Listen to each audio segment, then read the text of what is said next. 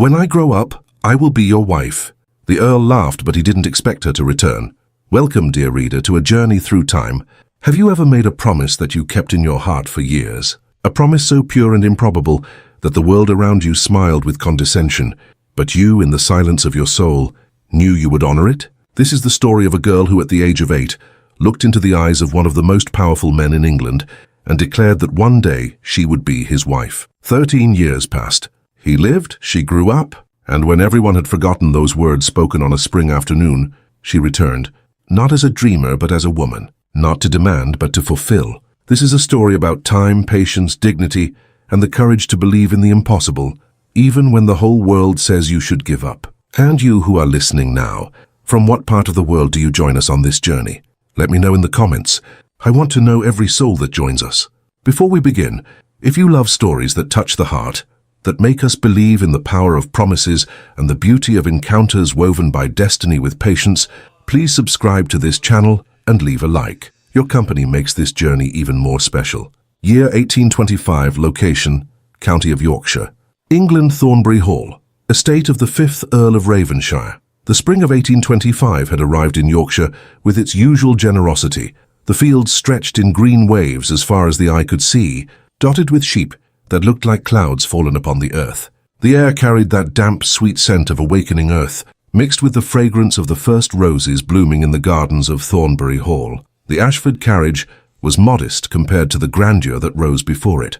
Sir William held the reins with hands that knew more of tilling the earth than the luxury of long journeys. Beside him, Lady Margaret adjusted her shawl for the 10th time, nervous about the unplanned stop at this estate that seemed to have come from a fairy tale, or from a dream that common people did not dare to dream.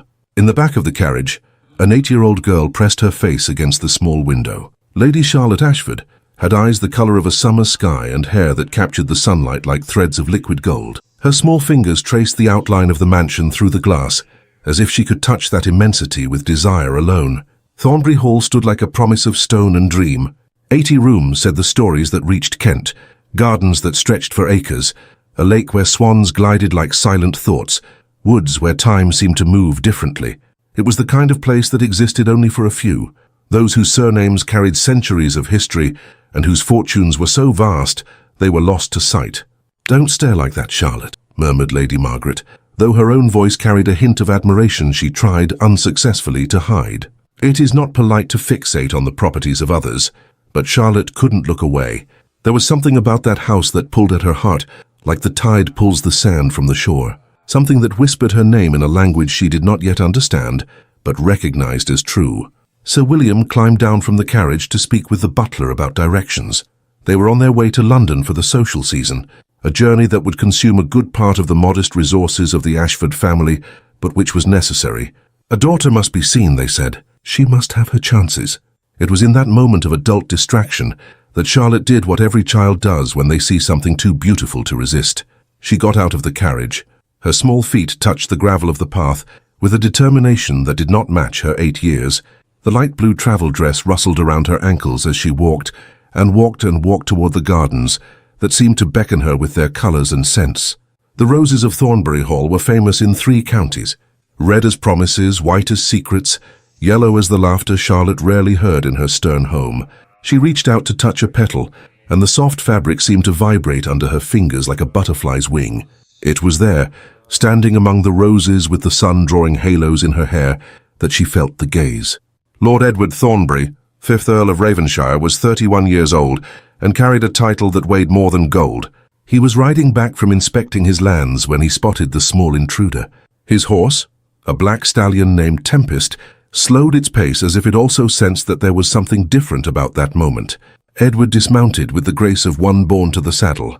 His polished leather boots touched the ground without a sound, and he began to walk toward the child who dared to be in his gardens, without invitation or ceremony. Charlotte turned. Later, much later, when they were both different people living different lives, Edward would still remember that moment.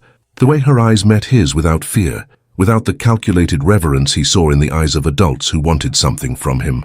They were eyes that simply saw. That looked and recognized something he himself did not know he was showing. "Good day," he said, and his voice had that polite, distant quality of one who had learned from birth to keep the world at arm's length. Charlotte curtsied. small, imperfect, but full of an adorable seriousness. When she rose, there were roses reflected in her eyes. "Good day, your lordship," she replied, and her voice was as clear as a silver bell. "Your roses are the most beautiful I have ever seen." Edward almost smiled. Almost. "Does my lady know who I am?" "Everyone knows who your lordship is," Charlotte said simply. "My father says the Earl of Ravenshire owns land as far as the eye can see and beyond, and yet my lady walks in my gardens without permission." It should have sounded like a reprimand, but there was a softness there that Edward himself had not recognized in himself for years. Charlotte stared at him for a long moment. Something was happening inside that small head. Edward could see the thoughts moving behind those summer eyes. And then she spoke, and the words came out with the absolute certainty that only children and prophets possess. "When I am grown and presented to society, your lordship will court me and we shall be married." The world stopped. The bees stopped buzzing. The wind stopped moving the leaves. Time itself seemed to shudder, caught between astonishment and possibility. Edward stood completely still, as if he had been turned into one of the statues that decorated his gardens. His mind, so accustomed to contracts, properties, duties, and titles, simply could not process what he had just heard. What did my lady say?" But before Charlotte could answer, a horrified scream cut through the air. "Charlotte!" Lady Margaret came running through the gardens with impressive speed for someone wearing so many petticoats. Her face was red, from shame, from fear, from absolute horror at what her daughter might have said or done. She grabbed Charlotte's hand too tightly, and the girl let out a small sound of protest. "Forgive me, my lord. Forgive me." Lady Margaret curtsied frantically while trying to drag Charlotte away. "The girl has too much imagination. She reads too many books. She knows not what she says. Please forgive the intrusion, the impertinence, the—" "Lady Margaret," Edward's voice cut through the whirlwind of apologies. There was something in it, a quality that made the woman fall silent instantly. Edward took a step forward, and then another. And then, to Lady Margaret's absolute amazement, he knelt. He knelt there on the gravel of his own gardens until he was at Charlotte's height. His eyes, grey as the sky before a storm, met hers, and when he spoke, his voice carried something he himself did not understand. Something like recognition, like destiny being woven in real time. "If a lady makes such a promise," he said slowly, as if sealing a contract that the gods themselves were witnessing, "she must be prepared to honor it when the time comes." Charlotte did not blink. She did not tremble. She did not look away. "I shall be prepared, my lord," she replied, and there was a promise there. There was certainty. There was something as old as the stones of Thornbury Hall, and as new as the roses blooming around them. "You will see," Lady Margaret whimpered softly, surely imagining the scandal, the shame, the ridicule that would fall upon the Ashford family when this story spread, because they always spread. These stories of children saying improper things to important lords. But Edward stood up. He brushed the gravel from his trousers, and when he looked at Lady Margaret, there was something in his eyes she could not decipher.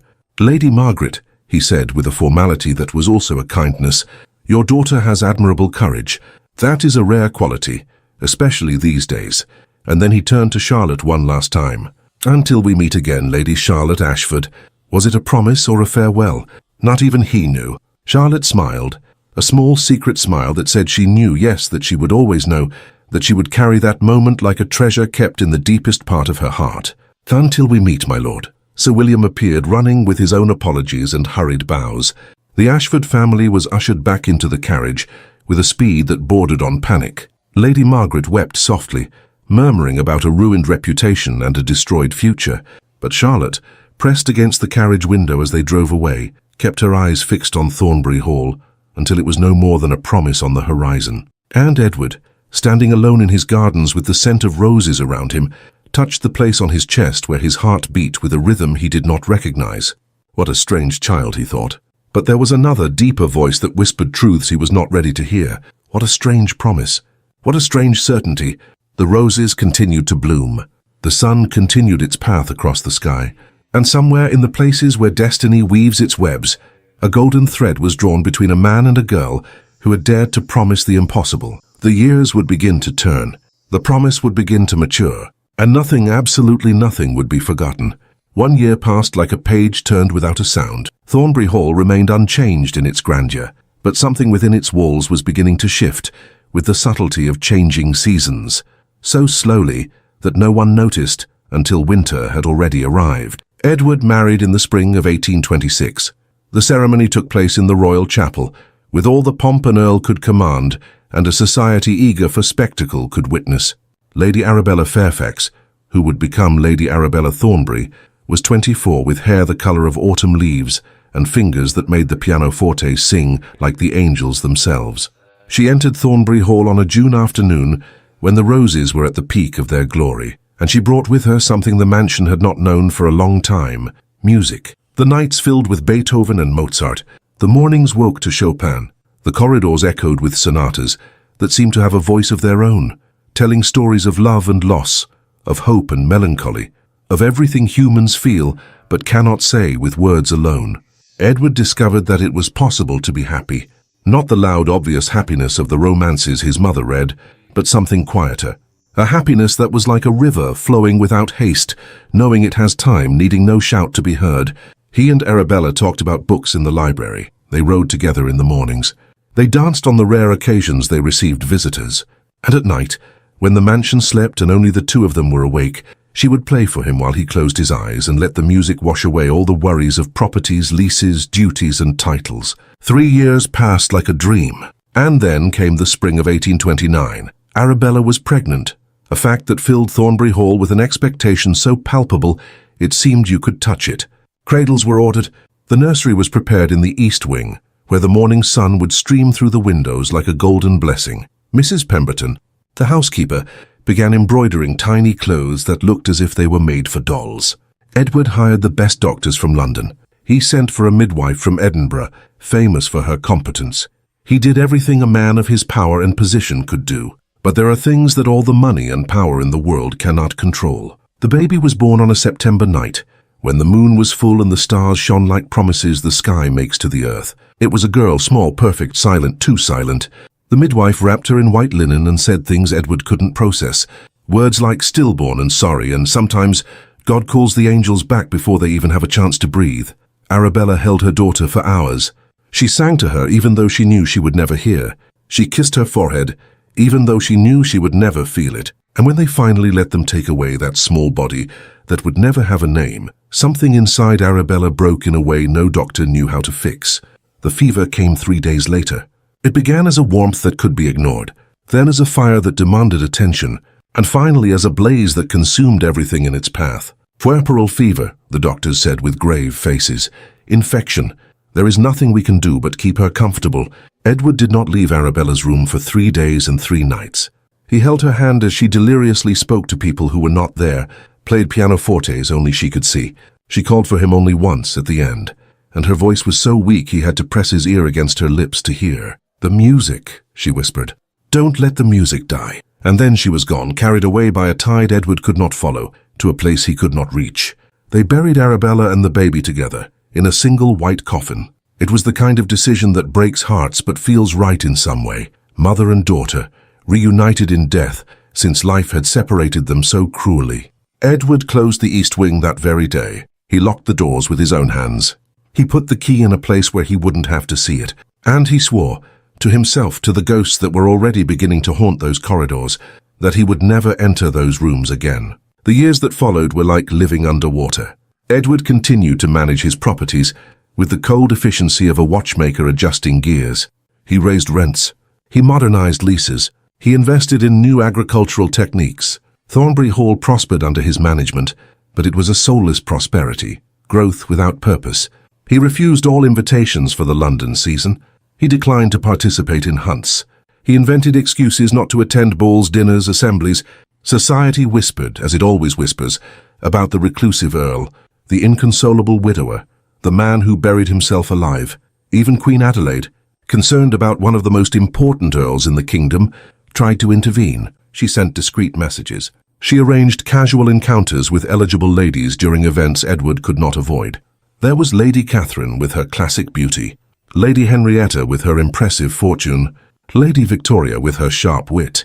Edward was polite to them all, distant with them all, and completely inaccessible to them all. His mother, the Dowager Countess, widowed and pragmatic, pleaded during her increasingly rare visits. "Edward, the Thornbury line cannot end with you.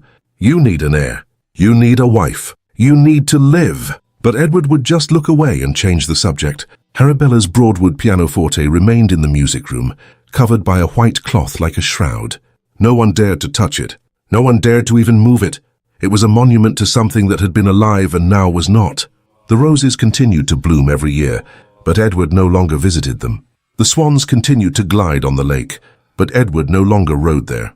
Thornbury Hall was a magnificent mausoleum, where a living man had buried himself to keep company with the dead. And somewhere far away in Kent, a girl was growing up, a girl who still remembered roses and promises. A girl who did not know that the man to whom she had promised her future had decided that his own future had already ended. The years would continue to pass, the grief would continue to deepen, and the promise, forgotten by all except one, would continue to wait for its time. Ashford Manor was not Thornbury Hall. Any eye could see that. But it had its own dignity, its own quiet beauty. It was a house that knew its place in the world and did not try to be more than it was. Respectable, comfortable, honest. Charlotte grew up within its modest rooms like a flower, finding its way through stone. Miss Harriet Lockwood arrived when Charlotte turned 10, a middle-aged governess with kind eyes and hands that were never idle. She came recommended by a distant cousin of Lady Margaret, with impeccable references and a reputation for turning girls into ladies through discipline tempered with affection. "Charlotte," she said on the first day, studying the girl who stared back with eyes that seemed to see too much, "you will be my most interesting student, I can feel it." And she was. Charlotte learned French and spoke it as if she had been born in Paris. She learned Italian and recited Dante with a passion that would make poets weep. Her fingers learned the harp and the pianoforte. Miss Lockwood was strict, but Charlotte practiced until her hands ached because music, she discovered, was a language that went beyond words. Charlotte's watercolors started out soft, timid landscapes, flowers that seemed ashamed to exist. But as the years passed, her brushstrokes became bolder. She painted what she saw, yes, but also what she felt. And her feelings were as deep as ancient wells. Dancing, embroidery, literature, history, etiquette, all were absorbed with the veracity of someone who knows they are preparing. But preparing for what? Miss Lockwood sometimes wondered, watching the girl who was becoming a young woman, and then a young lady. Charlotte did not speak of the day at Thornbury Hall. Not to her parents, who preferred to pretend it had never happened. Not to Miss Lockwood, who was too discreet to ask. But she remembered. Oh, how she remembered. At 17, during her coming out at court, Charlotte curtsied before Queen Adelaide. She descended gracefully, maintained perfect balance, and rose with a dignity that made the Queen smile and whisper something to the lady beside her. The social season began, and the suitors came. The first was Charles Waverley, the younger son of a duke. He was 25, with an easy smile and fortunes he squandered with impressive joy. He took Charlotte for a walk in Hyde Park, talked about horses and hunts, and asked for permission to court her officially. Charlotte refused with a politeness that was also final. Then came Viscount Pembroke, 40, a recent widower, looking for a mother for his 4 children. He was honest about his intentions, and Charlotte appreciated the honesty, but she still said no. An ennobled merchant tried to buy her affection with jewels. Decorated colonel tried to win her with war stories. A poet tried to seduce her with verses she knew were stolen from Byron. All received gentle, firm, definitive refusals. Lady Margaret was desperate. "You are 20, Charlotte. 20. Soon you will have no more proposals." Sir William tried to be practical. "The Earl of Ravenshire doesn't even remember you, my daughter."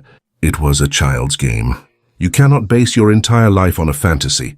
But Charlotte just smiled, that small, secret smile she wore when she knew something others did not, and continued with her studies, her practices, her preparation. She kept a secret that not even her parents knew, a velvet-lined cigar box, hidden in the back of her wardrobe.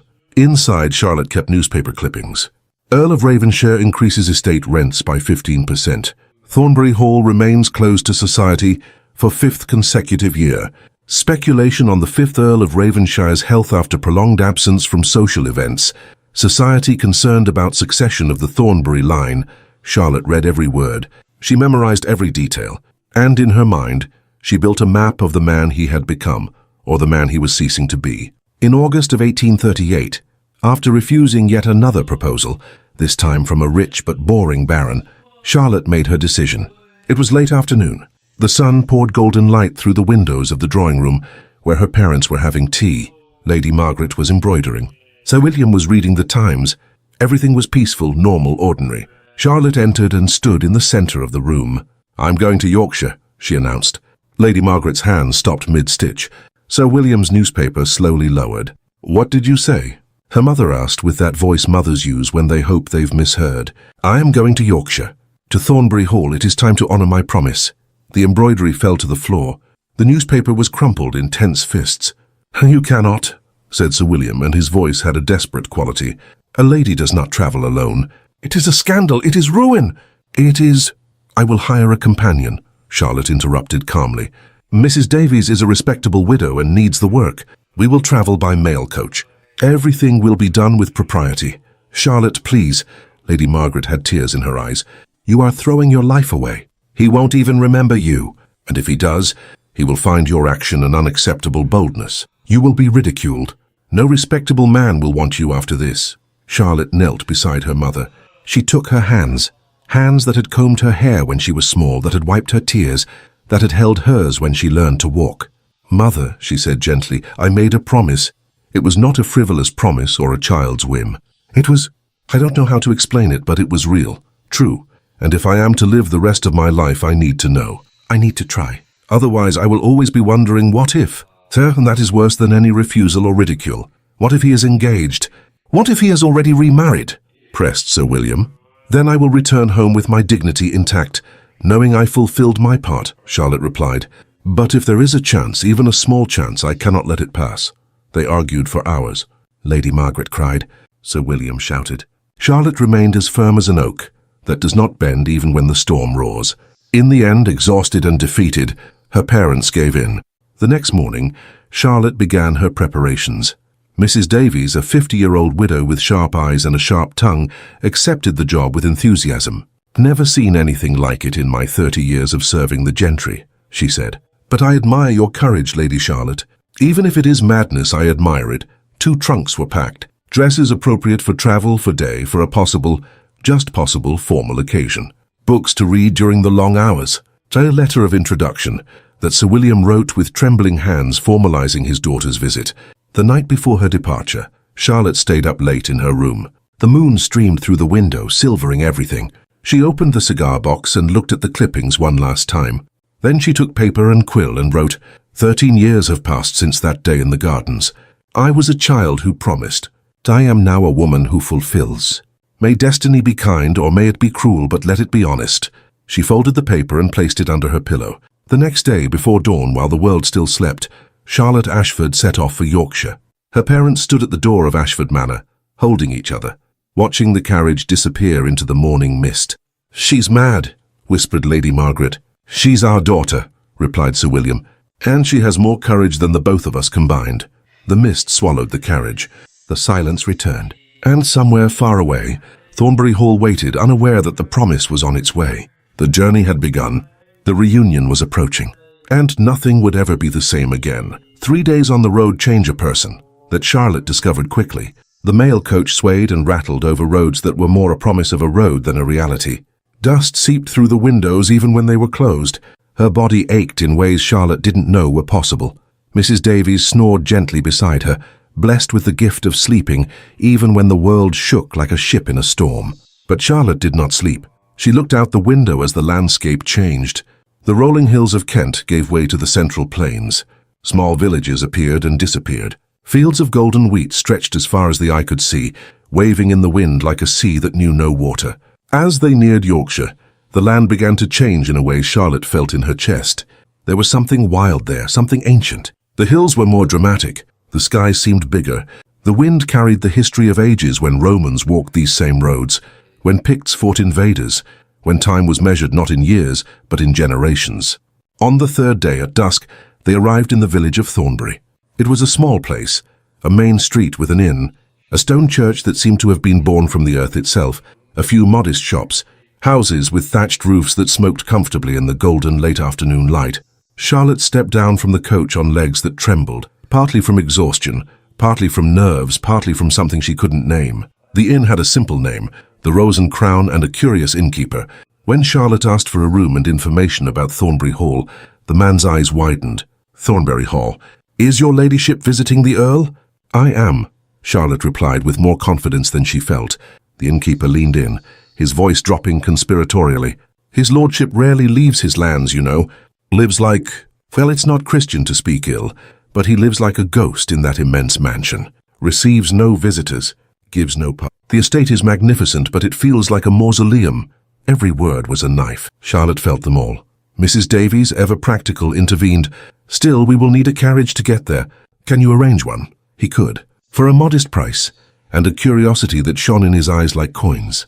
That night, in a small room with a window overlooking the main street, Charlotte couldn't sleep. She stood by the window, watching the stars that seemed different here, brighter, closer, as if Yorkshire were nearer to the sky than other places. Tomorrow, she thought. Tomorrow I will know if 13 years of waiting were madness or destiny. The morning came cold and clear. Charlotte wore her best travelling dress, emerald green with discreet embroidery, which Miss Lockwood had chosen herself. Green is for hope, she had said, and you, my dear, are pure hope. The rented carriage was modest compared to those Charlotte had seen in London, but it was clean, and the horses seemed rested. The coachman, an old man with kind eyes, touched his hat.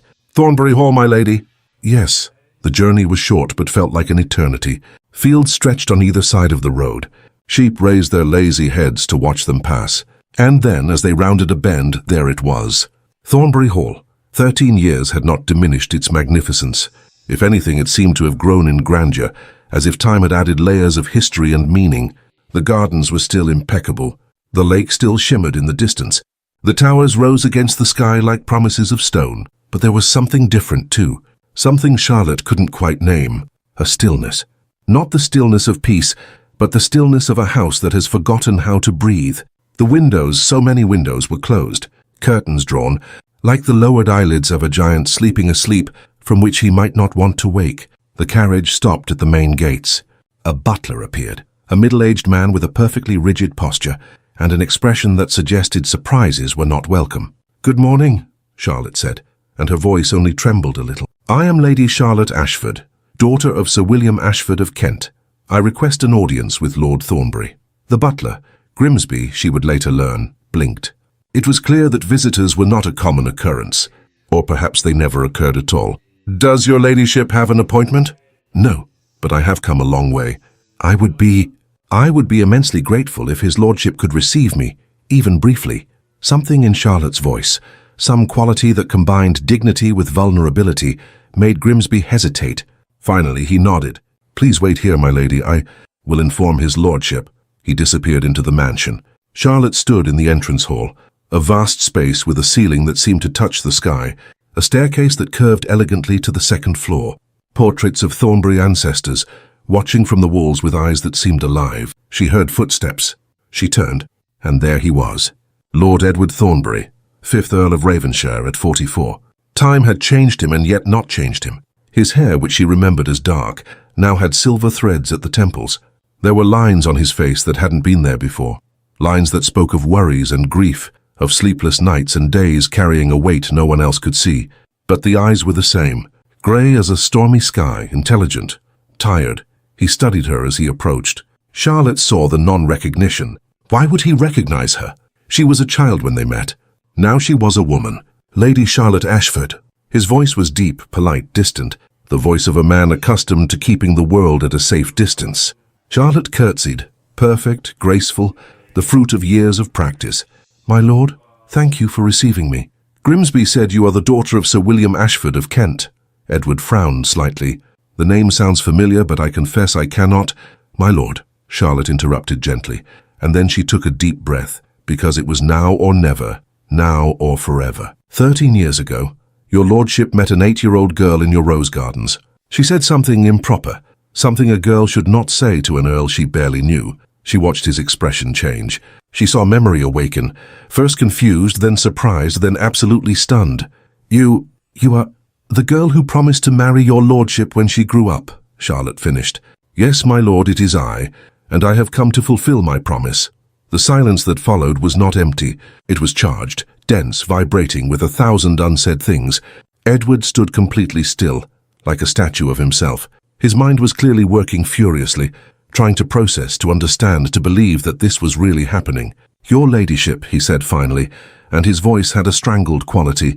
Did you really come back?" Charlotte smiled, and it was a smile that carried 13 years of waiting, of preparation, of a certainty the whole world called madness. "A lady of honor keeps her promises, my lord." And in that moment, within the silent walls of Thornbury Hall, Something that had been dead for a long time began, very slowly, to awaken. The awkwardness was as palpable as a winter fog. Edward stood there in the vast entrance hall of his own home, completely at a loss for what to do. Decades of aristocratic training, how to behave in every conceivable social situation, simply did not include a protocol for what to do when a child's promise returns 13 years. Later, as a woman determined to marry you, he began, then stopped. He started again. Lady Charlotte, Charlotte watched with a compassion he didn't fully recognize.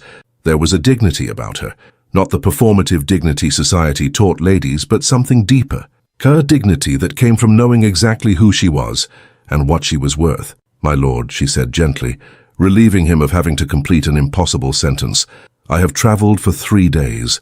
I am covered in road dust. Perhaps I could impose upon your hospitality to rest briefly. It was a lifeline he grabbed like a drowning man grabs a floating piece of wood. Yes, of course. Forgive me, where are my manners? He gestured, and Grimsby materialized as he always did, silently efficient. Grimsby, prepare chambers for Lady Charlotte in the West Wing, the best we have. And inform Mrs. Pemberton, Charlotte added, because a woman travelling alone needed a housekeeper present. Propriety demanded it. Did your ladyship bring a companion? Edward asked, sounding hopeful. Mrs. Davies is in the village, Charlotte replied. She will come tomorrow. What she didn't say, she needed to do this alone first. She needed that first meeting without an audience. Mrs. Pemberton appeared, a stout woman in her late 50s, with sharp eyes that missed nothing and an expression that suggested she had seen enough of life not to be easily surprised. Still, her eyebrows rose noticeably when Grimsby murmured an explanation in her ear. Lady Charlotte, she said, her voice professional but not cold, if your ladyship would be so kind as to follow me? The guest chambers in the West Wing were stunning. A room with a 4-poster bed, blue damask curtains, Persian rugs that silenced footsteps, a huge window with a view of the gardens. There was an adjacent drawing room, a dressing room, even a private bathroom, a luxury few places could offer. I will send up hot water for a bath, said Mrs. Pemberton. Dinner will be at 8 if that is to your ladyship's preference. Or I can bring a tray here. I will dine below, thank you, Charlotte said firmly. She had come to be present, not to hide. When she was alone, Charlotte finally allowed the perfect mask to slip. She sat heavily on the bed, her hands trembling slightly. I did it, I really did it. I traveled for 3 days, entered his house, and he didn't even send me away. But what she saw in his eyes frightened her a little. Not anger or disdain, she would have known how to handle that, but emptiness, as if something vital had been extracted, leaving only a form functioning out of sheer force of habit. What happened to you? She thought, remembering the man who had knelt in the gardens 13 years ago. That man had life in him. This was a shadow. A bath helped. The hot water relaxed muscles sore from the journey. She dressed for dinner with care. A moss-green silk dress, simple but elegant. She left her hair in a loose arrangement that Miss Lockwood would approve of. She went down at 8 o'clock sharp. Grimsby led her to a dining room that took her breath away. It was a space that could easily seat 30 people. A polished mahogany table stretched out like a dark river. Silver candelabras reflected the light of dozens of candles. Ancient tapestries covered the walls, depicting hunting scenes and battles from centuries past. And at the other end of that endless table sat Edward. They looked at each other across the ridiculous distance. Charlotte almost laughed. Would have laughed if it weren't so sad. There they were, 2 lonely people in a room made for crowds, about to have a conversation across a space that would require shouts to traverse. They sat. Servants served soup, fish, meat, vegetables, wines that Charlotte barely touched. The food was delicious and tasteless at the same time. The conversation was formal, stiff, painful. Were the harvests good this year? Charlotte asked. Above average, Edward replied. Silence. Kent also had a prosperous year, Charlotte offered. I'm glad to hear it. More silence. It lasted an eternity, and also no time at all. When it was over, Charlotte was exhausted in a way that 3 days of travel had not managed. If my lord will excuse me, she said, the day has been long. Of course, Edward stood up politely. Sleep well, Lady Charlotte. In her room, Charlotte stood by the window for a long time. The moon was waxing, casting silver over gardens that looked silver and magical in the darkness. Day 1, she thought. Hundreds more to come. I need patience. I need time. But she didn't fully know what she needed. She just knew that giving up was not an option. In the days that followed, a peculiar routine established itself. Charlotte woke early. She had breakfast alone. Edward was already out riding, inspecting properties, doing anything that kept him away from the house and from her. She explored. Thornbury Hall was too large to get to know quickly, but Charlotte was methodical. She discovered a library that made her heart sing. Thousands of books, first editions, rare volumes that smelled of history. She spent mornings there reading, taking notes, leaving a gentle presence in a place that seemed to have forgotten books were meant to be read. In the afternoons, she would sit in the drawing room and embroider. She didn't particularly like embroidering, but it was an activity Mrs. Pemberton could see, which established her presence as appropriate and respectable. The housekeeper slowly warmed to her. Charlotte treated the servants with genuine respect, not the benevolent condescension that so many ladies practiced. "Your ladyship is different," Mrs. Pemberton said one afternoon, bringing tea. "Different how?" Charlotte asked, looking up from her embroidery. "The other ladies I have known," the housekeeper chose her words carefully, "see servants as furniture that happens to be able to speak. Your ladyship sees people." Charlotte smiled. "People are people, regardless of titles or lack thereof." And it was on one of those afternoons, exploring because she couldn't sit still, that Charlotte found the music room. It was at the end of a long corridor. The door was ajar like an invitation or an oversight. Charlotte pushed it open slowly and entered a space that made something in her chest tighten. The room was beautiful. High windows, an ornate ceiling, a marble floor that reflected the light. But it was abandoned. Dust covered everything. The curtains were drawn, turning the sunlight into something weak and sad. And in the center, covered by a white cloth like a ghost, was a pianoforte. Charlotte approached slowly. She carefully removed the cloth. A magnificent Broadwood was revealed, polished ebony wood, ivory keys that seemed to be still waiting for fingers to touch them. She sat down. She played a single note. It was slightly out of tune, but the sound was pure, clear, filled with promise. She began to play. Beethoven first, the Moonlight Sonata, because it was a sad day and it needed sad music. Her fingers remembered every note, every transition, the result of years of practice that Miss Lockwood had demanded. The music filled the room. It filled the corridors. It spilled down the stairs and through doorways, reaching places that had been silent for too long. Edward was returning from his ride, covered in road dust, when he heard it. He stopped. His hand, reaching to open the front door, froze in midair. Music. There was music in Thornbury Hall. For the first time in 9 years there was music. It was like hearing the voice of a ghost, but a gentle ghost. One that came not to haunt but to remind that life had once existed and could exist again. Edward followed the sound like a man under a spell. He climbed the stairs. He walked through the corridors. He stopped at the entrance of the music room. There was Charlotte, her back to him, completely absorbed. Her fingers danced over the keys.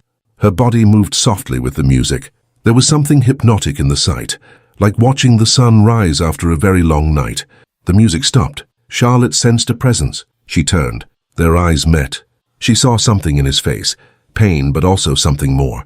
Recognition, perhaps, or a memory stirring. "Forgive me, my lord," she said quickly. "I did not ask permission to use the pianoforte. It was presumptuous of me." Edward did not reply immediately. He entered the room slowly, as if it were a sacred place where one's steps needed to be reverent. "It belonged to someone," he said finally, his voice thick. "It has not played music since Lady Arabella," Charlotte finished gently. "I know." He looked at her with surprise. "How do you know?" "Mrs. Pemberton told me." "And the village talks." Charlotte stood up from the bench. "If it hurts too much to hear, I will never play again." "But, my lord, music does not die with musicians. It continues, waiting for new fingers to bring it to life." Edward was silent for a long time. Then, to the surprise of both, he whispered, "Continue, please." "Are you sure?" "Yes." He sat down in one of the chairs along the wall. "Play for me." And she played. Mozart this time, something lighter, more hopeful. She played as the afternoon light gilded through the windows. She played as Edward closed his eyes and let the music wash over 9 years of silence. When she finished, she turned to him. There was a tear sliding down his face, and in that room filled with reborn music, something between them changed. Not love yet, but the beginning of understanding, the beginning of healing, the beginning of possibility. The following days brought a change as subtle as a rising tide, so slow that only when the water reaches your feet do you realize the sea has been moving all along. Edward began to return earlier from his rides. He didn't admit to it why, but Mrs. Pemberton knew. Grimsby knew. The servants whispered in the kitchens with discreet smiles. He would find excuses to pass by the music room when Charlotte was practicing. Sometimes he would enter and sit in silence. She would play, he would listen. Words were not necessary. One morning, he came to the library and found her there, curled up in a too-large armchair, reading an old volume of poetry. "Milton?" he asked, recognizing the binding. Charlotte looked up. "Paradise Lost. I was thinking about falls and redemptions." Edward approached, curious despite himself. "And what conclusions have you reached?" "That perhaps we are not defined by our falls," she replied thoughtfully, "but by how many times we decide to get back up." It was a simple conversation, but Edward felt something inside him, something that had been dormant for so long, stir slightly. Intelligence. She had real intelligence, not the ornamental version many ladies displayed in drawing rooms. The dinners changed too. The absurdly long table was abandoned for a smaller one in the morning room. Now they sat 6 chairs apart instead of 30. Conversations happened about books, music, estate management. Charlotte revealed a surprising knowledge of rural economics. "Did you study this?" Edward asked with genuine surprise. "For years," Charlotte replied. "I thought it would be useful." "Useful for what?" She met his gaze directly. "For when I became the Countess of Ravenshire, of course. I wanted to be prepared." The absolute simplicity of the declaration left Edward speechless. It was Mrs. Pemberton who finally told her about Arabella. It happened one afternoon when Charlotte found her organizing linens. The housekeeper was unusually quiet, and Charlotte, intuitive as ever, sensed a sadness. "Is it a sad anniversary?" she asked gently. Mrs. Pemberton looked at her with eyes that suddenly glistened with unshed tears. 9 years today," she whispered. "Lady Arabella, she passed away 9 years today." Charlotte sat down slowly. "Tell me about her." And Mrs. Pemberton told her. About the fiery-haired Lady Arabella with magic fingers. About how she brought music and laughter to Thornbury Hall. About the pregnancy, the joy, the anticipation. About the baby who was born silent. About the fever that came after. About how Edward held Arabella's hand until the very last moment. About how he locked the east wing and never entered again. "He turned the house into a shrine," Mrs. Pemberton said with a voice full of years of accumulated worry. "He doesn't live, he exists." "There's a difference." Charlotte absorbed it all in silence. When Mrs. Pemberton left, she sat for a long time, thinking, feeling, finally understanding the depth of what she was trying to achieve. "I am not competing with a living woman. I am competing with a ghost. And ghosts are perfect, because they can no longer disappoint." But instead of discouraging her, this strengthened her resolve, because she hadn't come to replace Arabella. She had come to be Charlotte, and Charlotte was very, very much alive. It was the next day that she found the East Wing. She was exploring, something she did often, getting to know every corner of Thornbury Hall. She turned a corner that seemed different from the others, darker, quieter, as if the air itself avoided that place. And there it was, a double oak door closed with an ornate padlock. Charlotte stopped, reached out and touched the wood. It was cold. Not cold from the temperature, but cold from abandonment, from a place that had not seen sun or life for a long time. "The East Wing," said a voice behind her. Charlotte turned. Mrs. Pemberton was there, holding a stack of white linens, her expression complicated. "Those are Lady Arabella's chambers," the housekeeper continued quietly. "His lordship has never entered since the incident. No one enters. It's an absolute rule." Charlotte looked at the door, then at Mrs. Pemberton. "Do you have a key?" Yes, but my lady, I could be dismissed if—" "You will not be," Charlotte promised. "I take full responsibility. But I need to see." Mrs. Pemberton wrestled with herself. Finally, with trembling hands, she took a key from a pocket where she always carried it and handed it to her. "Don't be long," she whispered. "His lordship rides until 4, but sometimes he returns early." Charlotte took the key. It weighed more than it should have, or perhaps it was the weight of what it represented. She unlocked the padlock. She pushed open the door. The air that came out was old, not rotten, but still. It was air that had not circulated for 9 years, air that held Lady Arabella's last breath like a relic. Charlotte entered. The room was preserved like a moment frozen in time. Arabella's dresses hung in the open wardrobe, silks, velvets, laces that would never be worn again. A hairbrush on the dressing table still had red strands caught in its bristles. Dried flowers, once white but now a fragile brown, were in a vase on the bedside table. It was beautiful and horrifying at the same time, a shrine dedicated to a person who was no longer there to appreciate it. Charlotte walked slowly, reverently. She looked at the paintings on the wall. One of Arabella at the pianoforte, smiling with a joy that leaped from the canvas. She looked at the books on the shelf.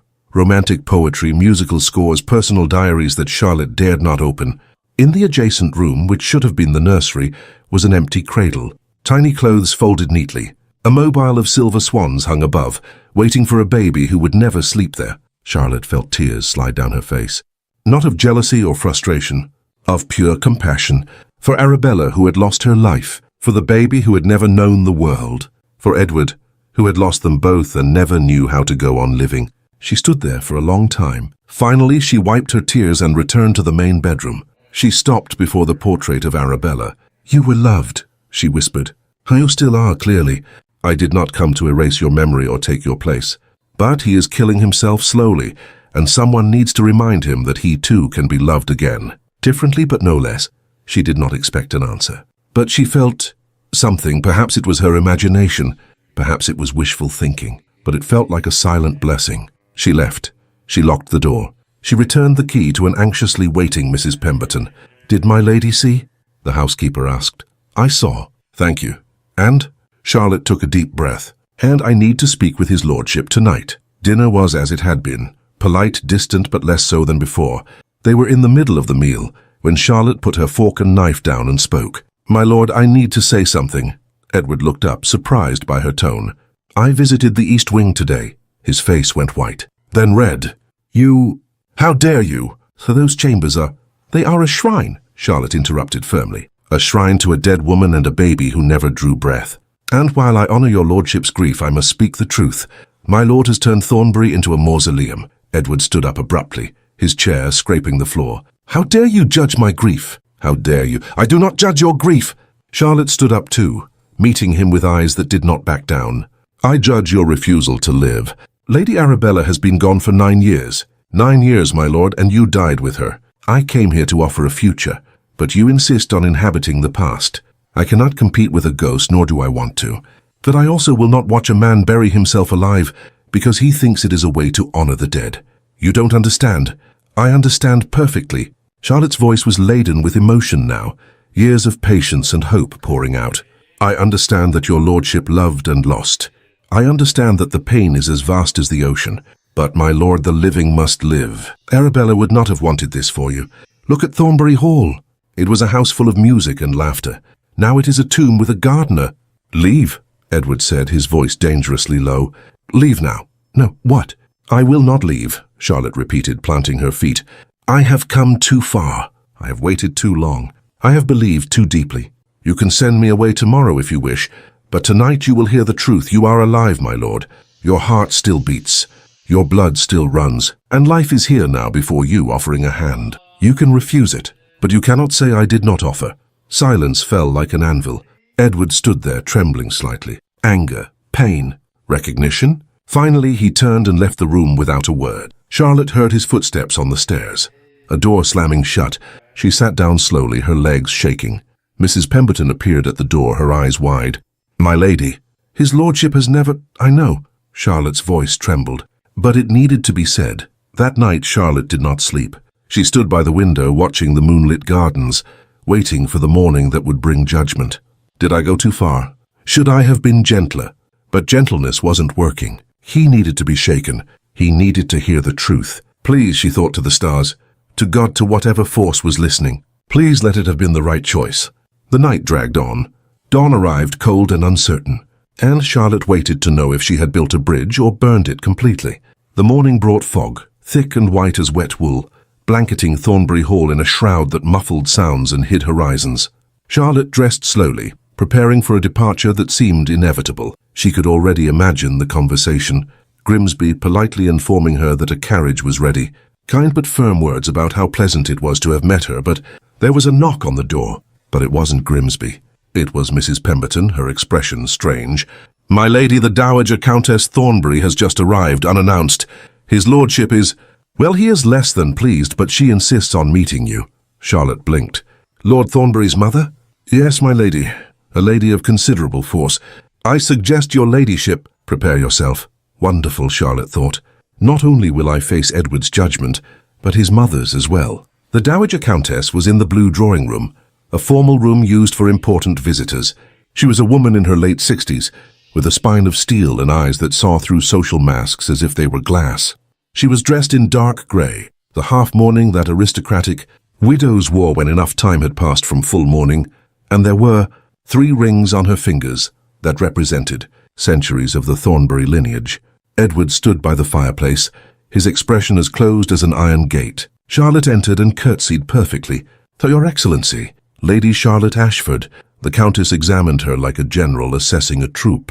"Daughter of Sir William Ashford of Kent, a respectable if modest family. No significant scandals.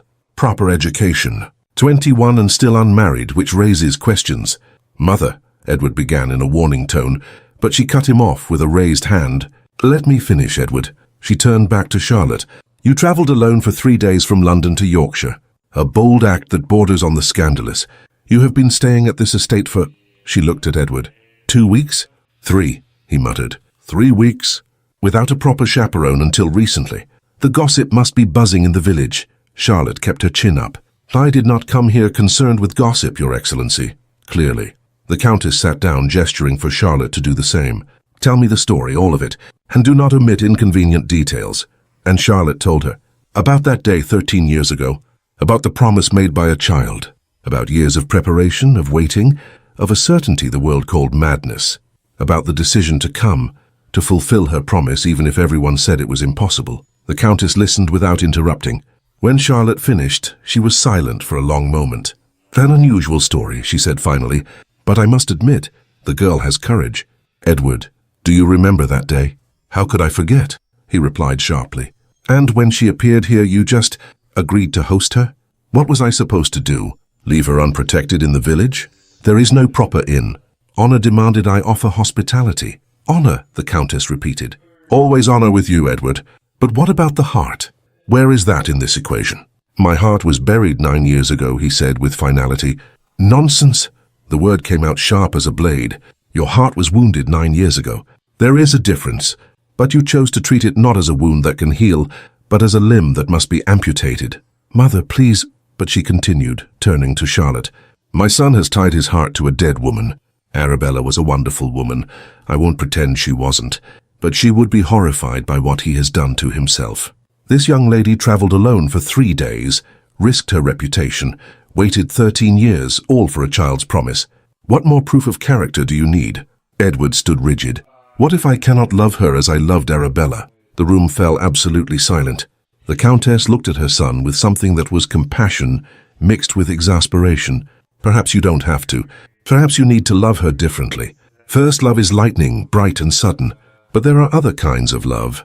Love that grows slowly like a tree. Love built on respect, companionship, daily choice. It is not lesser, just different." She turned to Charlotte. "And you, girl, do you know what you are getting into? It is not just a matter of loving a man.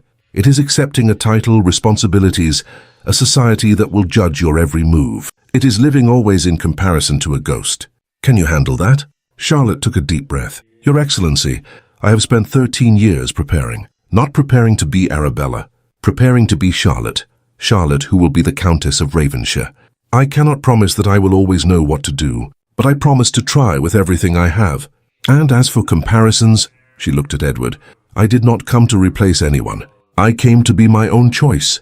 If that is not enough, then I really should leave." The Countess studied her for a long moment. Then, surprisingly, she smiled. "I like you, girl. You have spirit." She stood up, smoothing her skirt. "Edward, I need to speak with you privately." It took a few minutes for them to disappear into Edward's study. Charlotte was left alone in the room, her heart beating like a war drum. In the study, away from prying ears, the Countess confronted her son. "Edward Augustus Thornbury, you are a fool." "Mother!" "Don't mother me. I have watched you bury yourself alive for 9 years. I respected your grief. I gave you space. But now an extraordinary woman appears, a woman who has waited half her life for you, and you are willing to send her away because you are afraid. It's not fear. It is exactly fear. Fear of loving again, fear of losing again. Fear that maybe, just maybe, you could be happy again, and that feels like a betrayal to Arabella." She approached, taking her son's hands. "My dear, dear boy, to live is not a betrayal. To love again does not erase a previous love. The human heart does not have a limited capacity. It can hold multitudes. What if I fail her as I failed Arabella?" "You did not fail Arabella. God took her. Destiny, bad luck, the cruelty of the world, call it what you will, but it was not your fault." "It never was." Edward sat down heavily. He seemed to age 10 years in seconds. "I don't know if I can do this. Can you, or are you willing to try?" His mother challenged. Charlotte is not asking for perfection. She is asking for a chance. They were silent. Finally, Edward whispered, "What if I hurt her? What if she heals you?" Later that day, Edward sought out Charlotte. He found her in the library, pretending to read but clearly awaiting a verdict. He sat down beside her. Not too close, not touching, but closer than he had been in 3 weeks. "Lady Charlotte," he began, and his voice had a different quality. Less distant, more human. "I must apologize. Last night you spoke truths that needed to be said, and I reacted poorly." Charlotte put her book aside. She waited. "You are right. I turned Thornbury into a mausoleum when I should have been building a life, and—" He stopped, swallowed, continued. "And my mother is right too. Charlotte has more courage than men twice her age. She travelled across England for a child's promise. That is it extraordinary. So what are you saying, my lord?" Edward looked at her, really looked at her, perhaps for the first time since she had arrived. He saw not a dreamy girl, but a determined woman. He saw not a fortune hunter, but a person who knew her own mind and followed it with everything she had. "If Lady Charlotte still honours her child's promise," he said slowly, as if each word were a step on an unknown bridge, "I humbly request her hand in marriage." Charlotte sat completely still. For a moment, Edward thought she might refuse, that she would finally give up on him as a lost cause. Then she smiled, not a triumphant smile, a smile of relief, of hope, of something too tender to name. "It is more than enough," she said softly. "Yes, my lord, I accept." And there in the quiet library, with dust motes dancing in sunbeams that pierced the windows, a promise made 13 years ago between a man and a girl was renewed between a man and a woman. It was not love, not yet, but it was a beginning. And sometimes a beginning is all we need. The engagement announcement was like a stone thrown into a quiet pond. The ripples spread far and fast. In London, the drawing rooms buzzed with the news.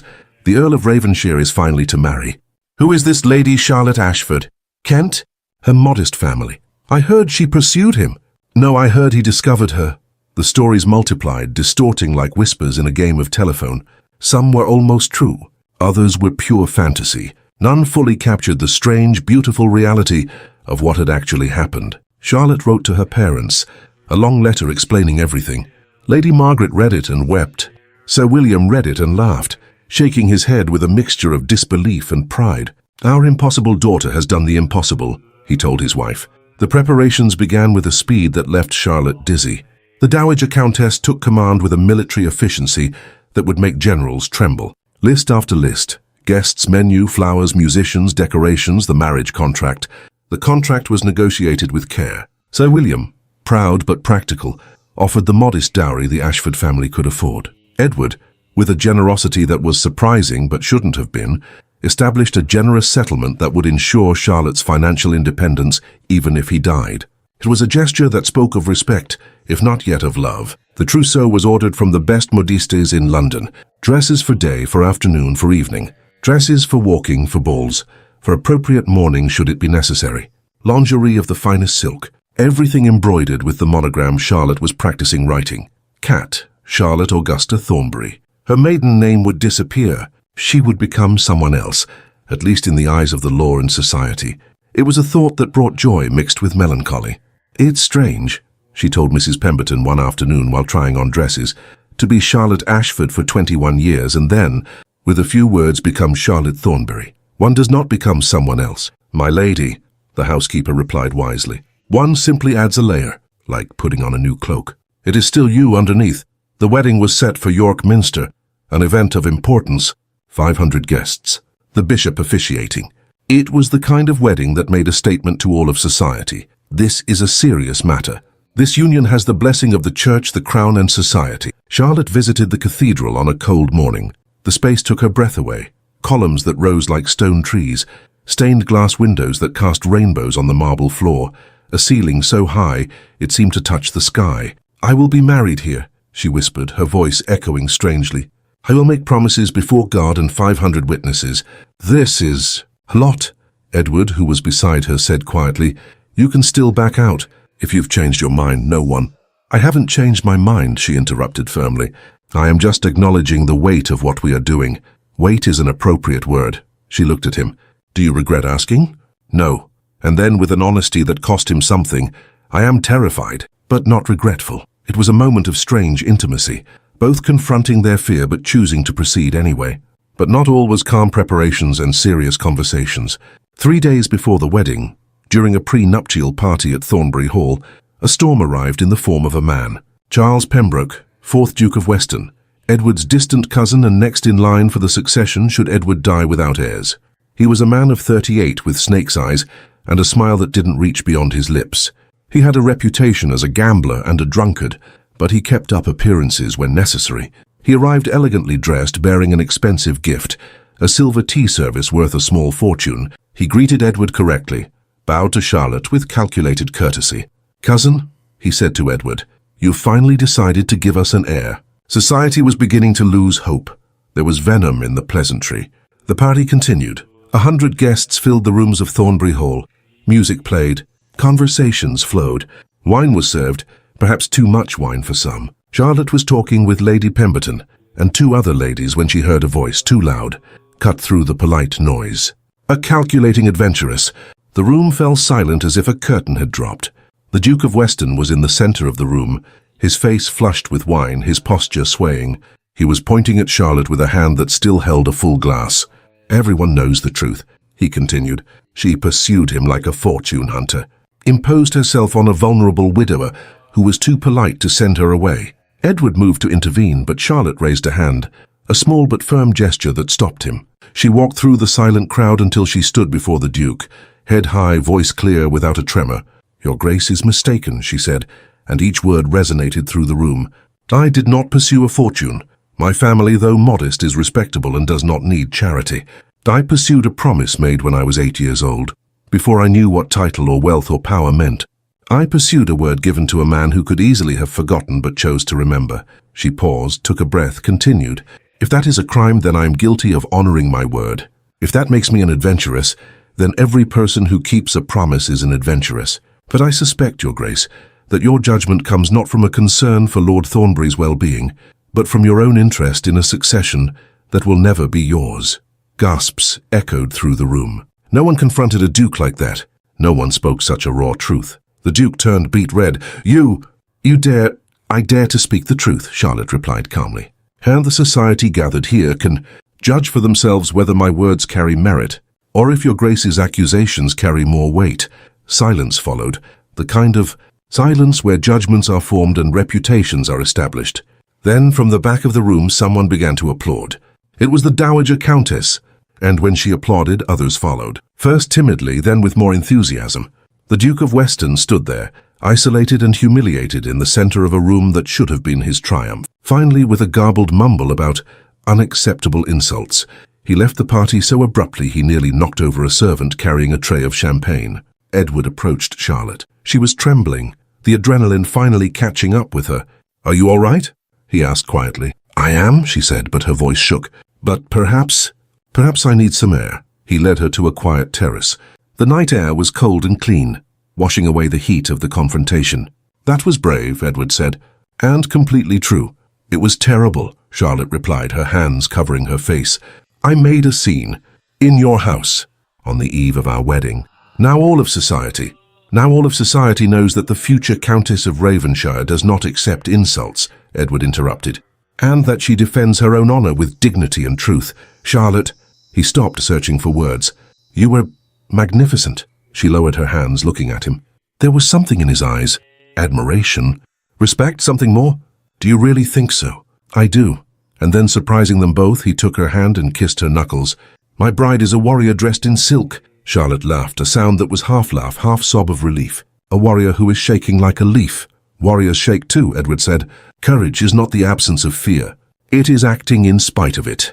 They stood there on the terrace for a long time, their hands still touching, watching the stars that shone cold and eternal over Yorkshire. Inside, the party resumed. But outside, something had changed between them. Not love yet, not full love, but the foundation for it. Respect, admiration, the beginning of a partnership that could become something more. 2 days later, as Charlotte prepared for the ceremony that would change her life forever, Mrs. Pemberton brought her a small box. "From his lordship," the housekeeper said. Inside was a pearl necklace, ancient, precious, passed down through generations of Thornbury countesses, and a note in Edward's firm handwriting, "To my bride on our wedding morning. These pearls were my grandmother's and her grandmother's before her. I hope you will wear them not as the weight of tradition, but as the blessing of a lineage that now welcomes you. Charlotte held the pearls, felt their weight, literal and figurative. They were beautiful. They were a responsibility. They were a promise of all that was to come. The wedding was approaching like an inevitable tide, and Charlotte, dressed in white and hope, was ready to meet it. The morning of the wedding dawned cold but clear, the kind of winter day where the sky is so blue it hurts to look at, and the air is so clean that every breath burns the lungs gently. Charlotte woke early. She hadn't been able to sleep much. She had lain awake watching the moon through the window, thinking about the fact that this was her last night as Charlotte Ashford. Tomorrow she would wake up as Charlotte Thornbury, Countess of Ravenshire. It was a thought too big to fit entirely in her mind. Mrs. Pemberton arrived with an army of maids. A bath was prepared with scented salts. Her hair was washed, brushed until it shone like gold, then arranged in an elaborate style with small pearls woven through the curls.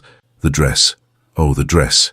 It was a masterpiece from the most expensive French modiste in London, silk as white as new snow, Brussels lace so delicate it looked as if it were made by magical spiders, embroidery of small pearls that caught the light and returned it like a promise, sleeves fitted to the elbows, then flaring into lace that delicately covered her hands, a cinched waist, a skirt so wide Charlotte had to practice sitting and walking, a train that stretched behind her like a frozen river. When they were finished, Charlotte barely recognized her reflection in the mirror. "Oh, you are beautiful," said Mrs. Pemberton, and there were tears in her eyes. Lady Arabella would have approved. It was a strange but necessary blessing. The carriage, decorated with white ribbons and winter flowers, took her through Yorkshire to York. The roads were clear, the weather cooperated, and as they neared the city, Charlotte saw crowds gathering. The common people wanted to see. The wedding of an earl was a public event, a spectacle that belonged not just to the bride and groom, but to the entire region. York Minster rose against the sky like a promise of stone and heaven. The bells were ringing, a sound that resonated for miles, announcing that something important was happening, that history was being made. Inside, 500 guests were already seated, nobility from 3 counties, representatives from the court, even a personal messenger from Queen Adelaide, bringing a royal blessing. The interior was decorated with thousands of candles. Golden light danced on marble and gold. Winter flowers, white. Roses forced in greenhouses, lilies, green boughs, scented the air. Charlotte waited in the narthex, holding her bouquet so tightly, her fingers turned white. Her father was beside her, dressed in his best coat, his expression proud but emotional. "You can still change your mind," he whispered. "It's never too late to." "Father," she interrupted gently, 13 years of waiting says I won't change my mind now." "My stubborn girl," he said with tenderness. "Your grandfather would have loved to see this." The music began, a powerful organ filling the cathedral, with a sound that seemed to make the very stones vibrate. It was the signal. The doors opened, and there at the end of that impossibly long aisle was Edward, dressed in full dress uniform, a dark blue coat with gold embroidery, medals representing his ancient lineage, boots polished to a mirror shine. He looked every inch the Earl he was, powerful, dignified, almost intimidating, but when his eyes met Charlotte's she saw something else, a nervousness equal to her own, a vulnerability he tried to hide but couldn't completely. They were 2 people jumping into the unknown together.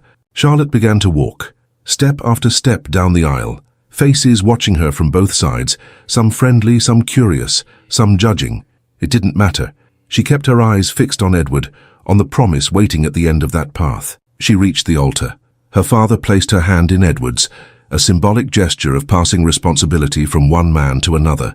Charlotte felt the warmth of Edward's hand through her thin glove. The bishop began the ceremony. Ancient words, repeated through centuries, uniting thousands of couples before them. "Dearly beloved, we are gathered here in the sight of God." Charlotte heard but also didn't hear. She was too aware of Edward beside her, of the way his breathing was carefully controlled, of the slight tension in his shoulders. He was terrified, she realized, terrified and brave at the same time. To join this man and this woman in holy matrimony. She thought of Arabella. It was impossible not to. This cathedral had seen their wedding too 9 years ago. Edward had stood in this same spot with a different woman, made the same promises, believed in a future that never came. "I am not replacing," she reminded herself. "I am writing a different story. Edward Augustus Thornbury, do you take this woman to be your lawful wedded wife?" "I do." His voice was firm. That was something. Charlotte Augusta Ashford, do you take this man? Charlotte took a breath. This was the moment. 13 years leading to 2 words. I do. Rings were exchanged. Simple gold engraved with dates and initials. Vows were made. To love, to honor, to stay together in richness and poverty, in health and sickness, until death did them part. Death has already parted him once, Charlotte thought. I will not let it part us so easily. I now pronounce you husband and wife. What God has joined, let no man put asunder. The bishop smiled, a smile that said he had witnessed hundreds of these moments, but each still carried its own magic. You may kiss the bride. Edward turned to Charlotte. For a moment they just looked at each other. She saw hesitation in his eyes, not hesitation about the decision, but about the gesture. The first time they would kiss as husband and wife, the first real kiss between them. He leaned in. His hands gently touched her face, and then his lips met hers. It was a chaste kiss, appropriate for a cathedral and 500 witnesses, but there was something there, a promise, a possibility, the beginning of something neither of them could yet fully name. When they parted, Charlotte saw that his eyes were shining. Lady Thornbury, he whispered. Lord Thornbury, she replied, smiling. The organ burst into triumphant music. The cathedral resonated with the sound of 500 people rising, applauding, celebrating. Charlotte and Edward turned to face the crowd as husband and wife for the first time. They walked back down the aisle, much faster than the entrance. Edward's hand was firm under hers. Charlotte smiled at the passing faces, her mother weeping happily, the dowager countess nodding her approval, friends of both families. Outside, the people of York waited. Hundreds, perhaps thousands, crowded the streets. When Charlotte and Edward appeared on the cathedral steps, a roar of approval rose like a wave. Long live the Earl! Blessings on the new countess! Happiness to the newlyweds! Charlotte waved, surprised by the warm reception. These people did not know her, but they welcomed her anyway, because she was part of a larger story, the story of a local lord finding love again, a story of hope after sadness. A decorated carriage awaited them. Edward helped Charlotte get in, a difficult task with the dresses train. They settled side by side as the carriage began its slow movement through the crowded streets. It was real, Charlotte said quietly. It really happened. It happened, Edward confirmed. And then, with an honesty that was becoming his trademark when he was with her, I'm terrified. Me too, Charlotte admitted. But we'll be terrified together.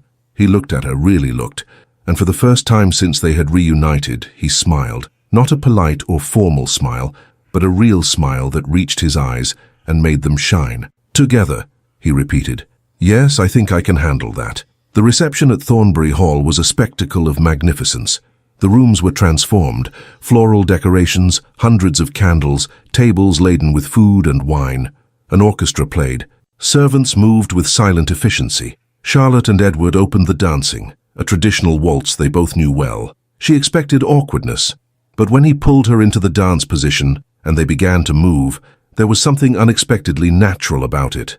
You dance well, he commented. Miss Lockwood insisted on thousands of hours of practice, Charlotte replied. At the time I thought it was torture. Now I'm grateful. Thank Miss Lockwood for me. Other couples joined in. Music filled the rooms.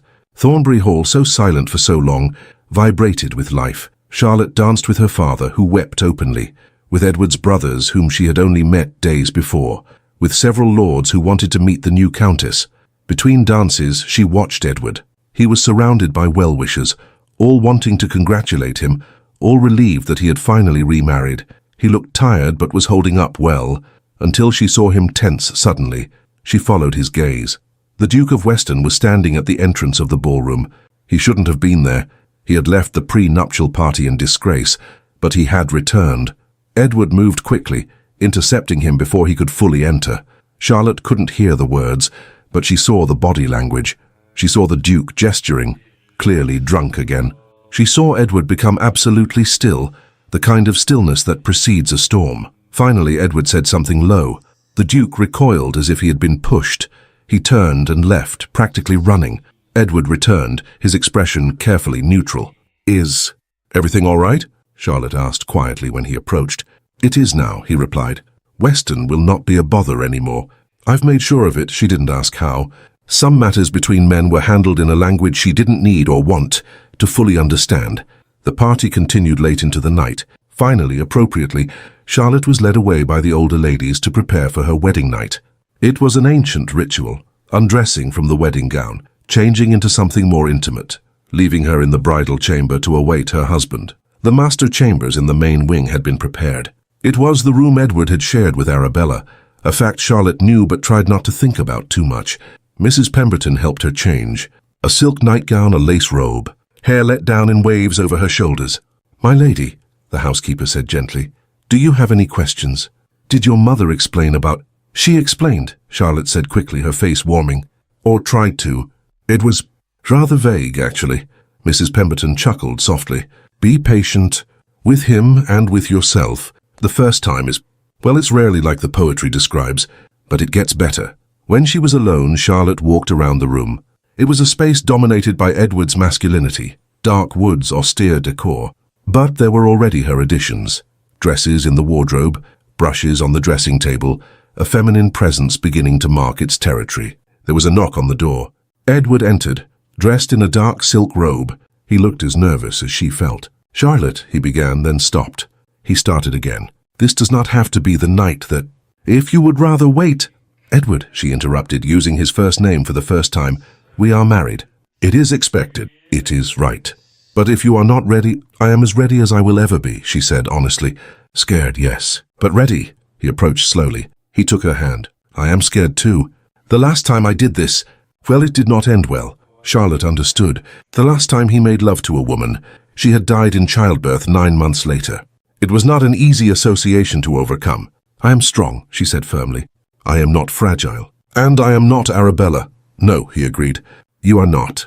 You are Charlotte, my wife." And then he kissed her again, deeper this time, his hands finding her waist, pulling her against him. Charlotte responded, following instinct more than knowledge. What happened next was private, sacred even. It was not perfect. There was awkwardness, a little pain, moments of not knowing exactly what to do. But there was also tenderness, care, Edward being gentle beyond expectation, Charlotte being brave. And when it was over, they lay side by side in the dark, not touching but aware of each other in new ways. "Charlotte?" Edward said in the dark. "Yes?" "Thank you." "For what?"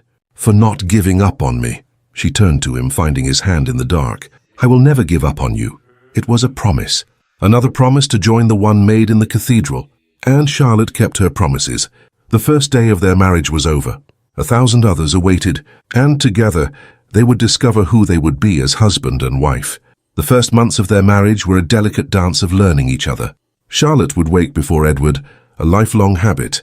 She would dress silently, have breakfast alone while he still slept.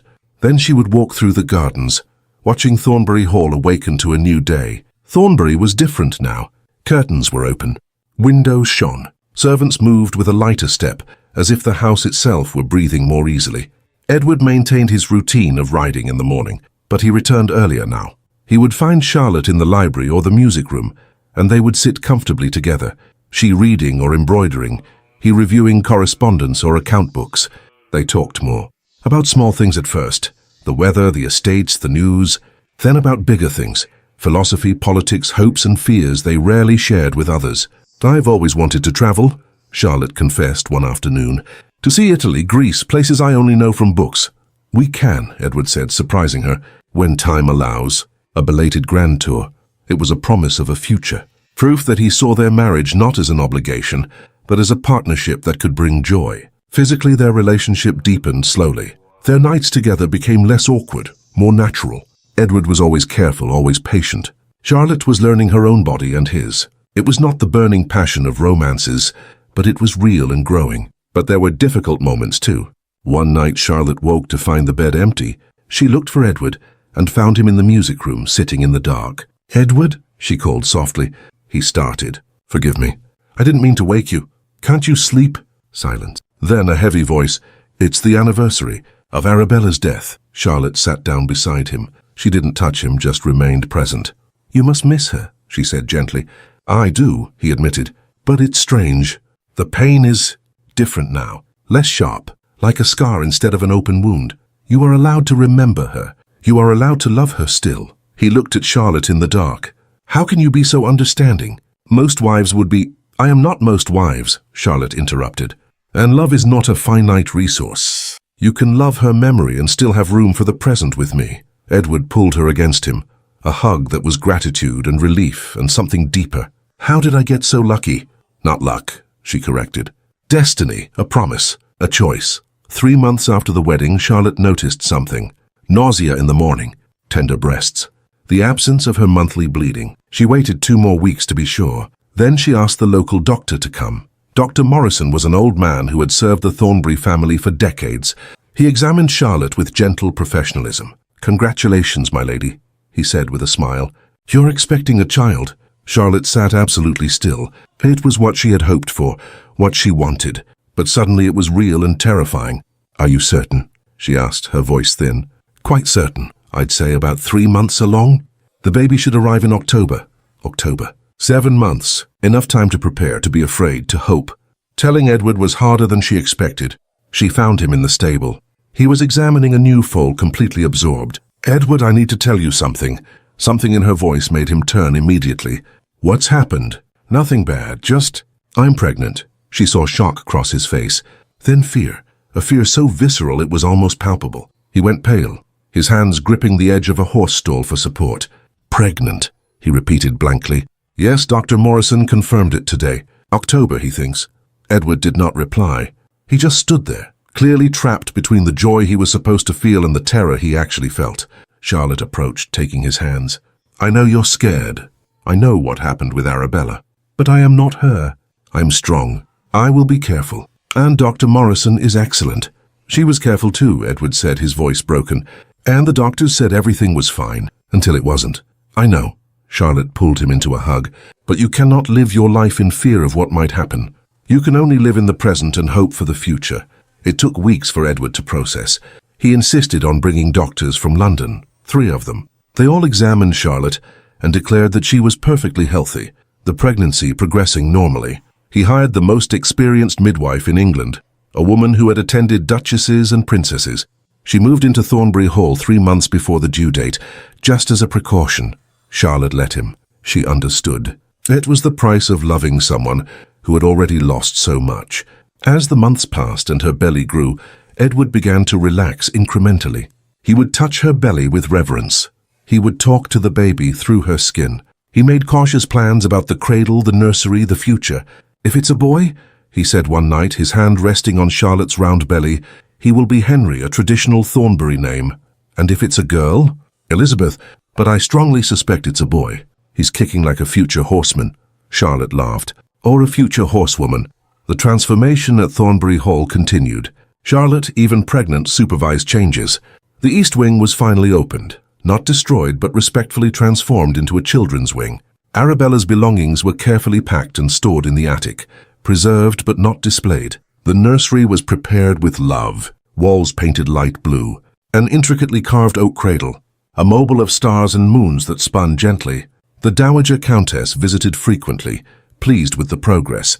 You've done well, girl, she told Charlotte over tea. The house is alive again. And my son, I haven't seen him smile like this since before Arabella died. He still has difficult moments, Charlotte admitted. He always will. But he is healing. And you are the reason. In October, when the leaves were beginning to turn golden and the air grew crisp, the labor began. It was 2 a.m. Charlotte woke with a pain that started low in her back and radiated forward. She knew what it was. Her mother had explained, the midwife had prepared her, the books had described it. Edward? She touched his shoulder. It's time. He woke instantly, transforming from a sleeping man to a man in total panic in seconds. Time? God, no, not yet. You still have 2 weeks. Babies come when they want, Charlotte said, trying not to laugh at his expression. Send for the midwife and Dr. Morrison. And breathe, or you'll faint before I do. The next hours were a trial. The pain increased in waves. Charlotte walked. She breathed. She held Mrs. Pemberton's hand when the contractions grew too strong to speak. Edward was banished from the room, as was custom, but she could hear him pacing in the corridor, back and forth, like a caged animal. My lady is doing very well, the midwife assured her. The dilation is progressing normally. It won't be much longer, but not much longer felt like an eternity. When the final urge to push came, Charlotte screamed, not because it hurt more than before, but because it was also intense, so primal, so beyond any experience she had ever had. One last time, my lady. I can see the head. Charlotte pushed with everything she had. She felt something give, slide, emerge. And then a cry. A strong, indignant, living cry. "It's a boy," the midwife announced, holding up a baby covered in vernix and blood. A healthy, strong boy. Charlotte fell back against the pillows, exhausted beyond words, but laughing. Laughing and crying at the same time. They cleaned the baby and placed him in her arms. He was red, wrinkled, perfect. Eyes squeezed shut against the light. Tiny fists flailing. Alive. Real. Theirs. "Henry," she whispered. "Welcome, Henry." Someone went to get Edward. He burst into the room like a storm, his wild eyes searching for Charlotte.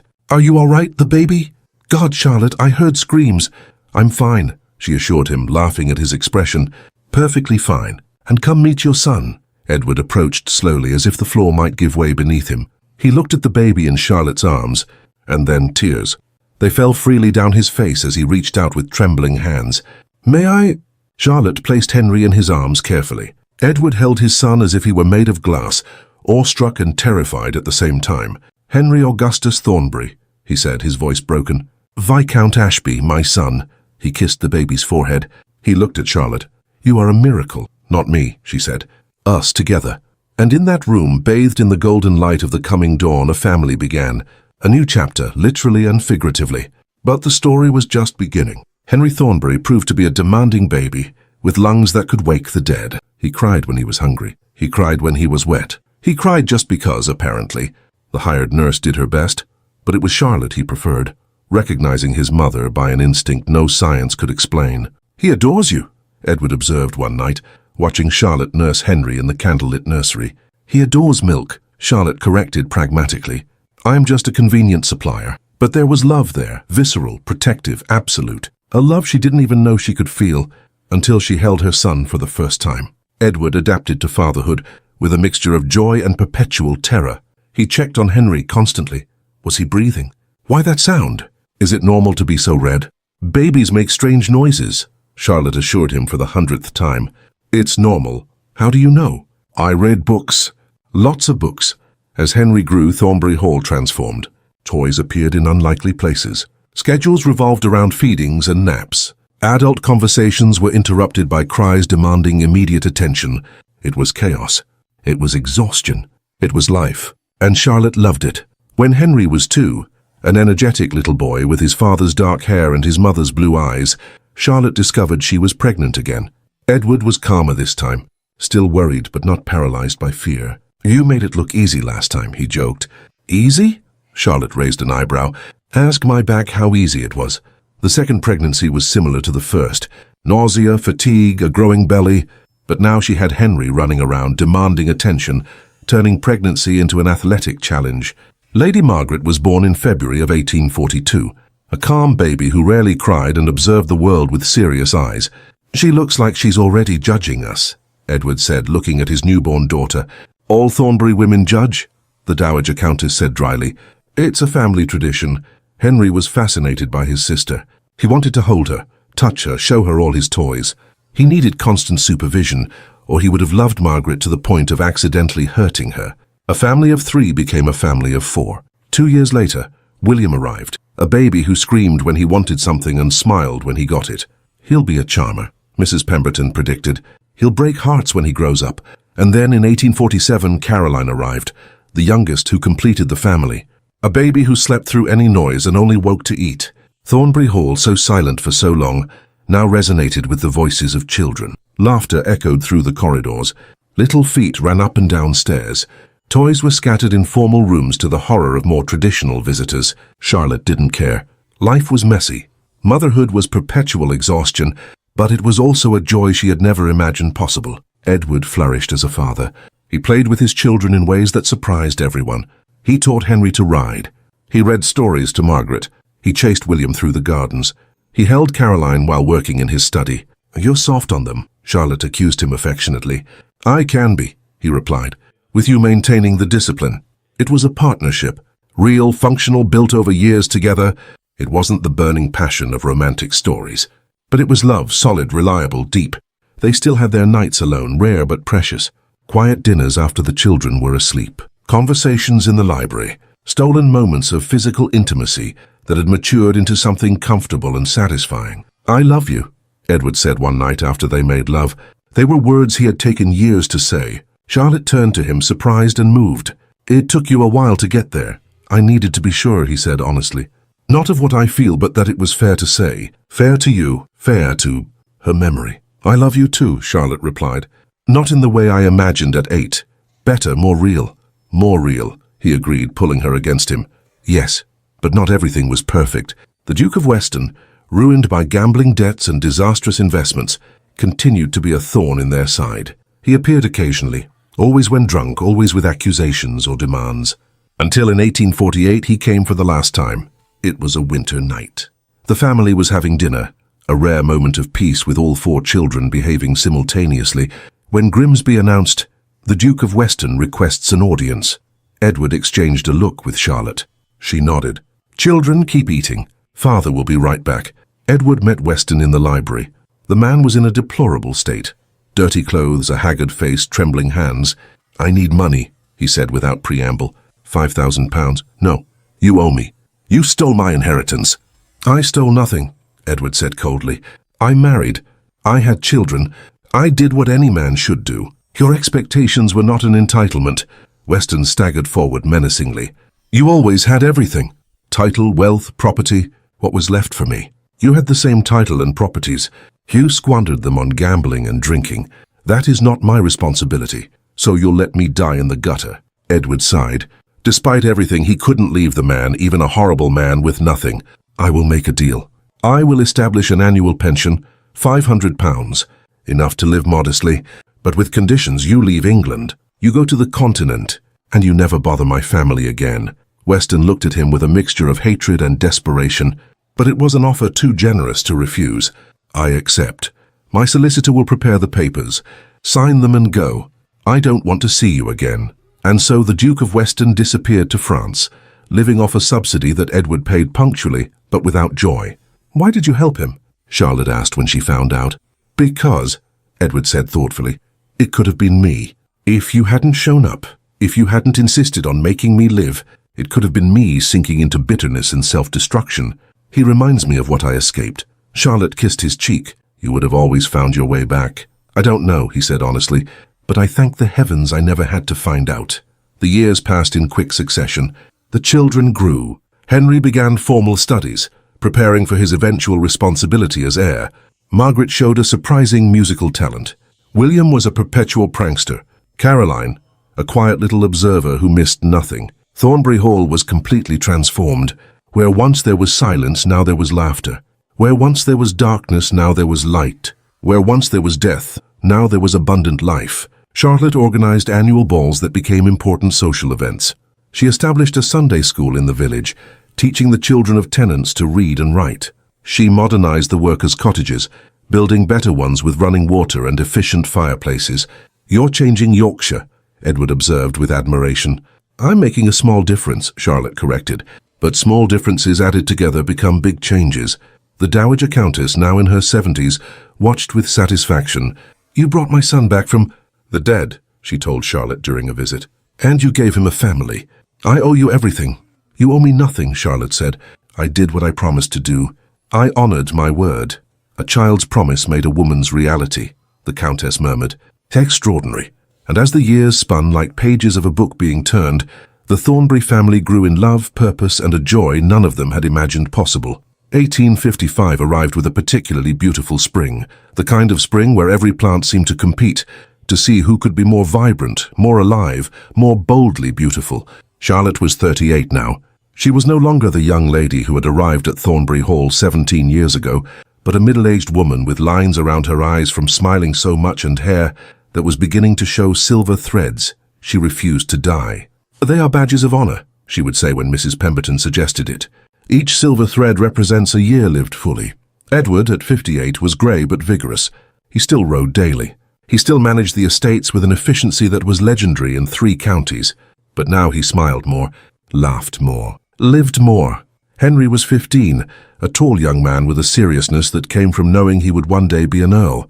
He was at Eton, coming home during holidays and filling the house with stories of school and friends. Margaret, at 13, was blossoming into a young lady.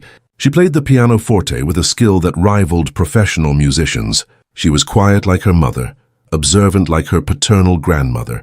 William at 11 was a perpetual terror, always climbing trees he shouldn't, exploring forbidden places, coming home with torn clothes and a smile impossible to scold. And Caroline at 8 was the little shadow who followed everyone, watching with eyes that saw too much and a mouth that said little. The family was gathered for a special celebration, Charlotte and Edward's 16th wedding anniversary. The Dowager Countess had organized a grand ball at Thornbury Hall. Invitations had been sent to hundreds.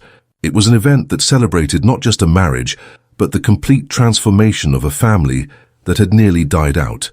The afternoon before the ball, Charlotte was in her and Edward's room dressing with the help of a maid. She had chosen an emerald green silk dress, the color she had worn on that first day she returned to Thornbury Hall. Symbolic? Edward had asked when he saw her choosing it. Everything is symbolic if you look closely enough, she had replied with a smile. Now looking at her reflection in the mirror, Charlotte allowed herself a moment of reflection.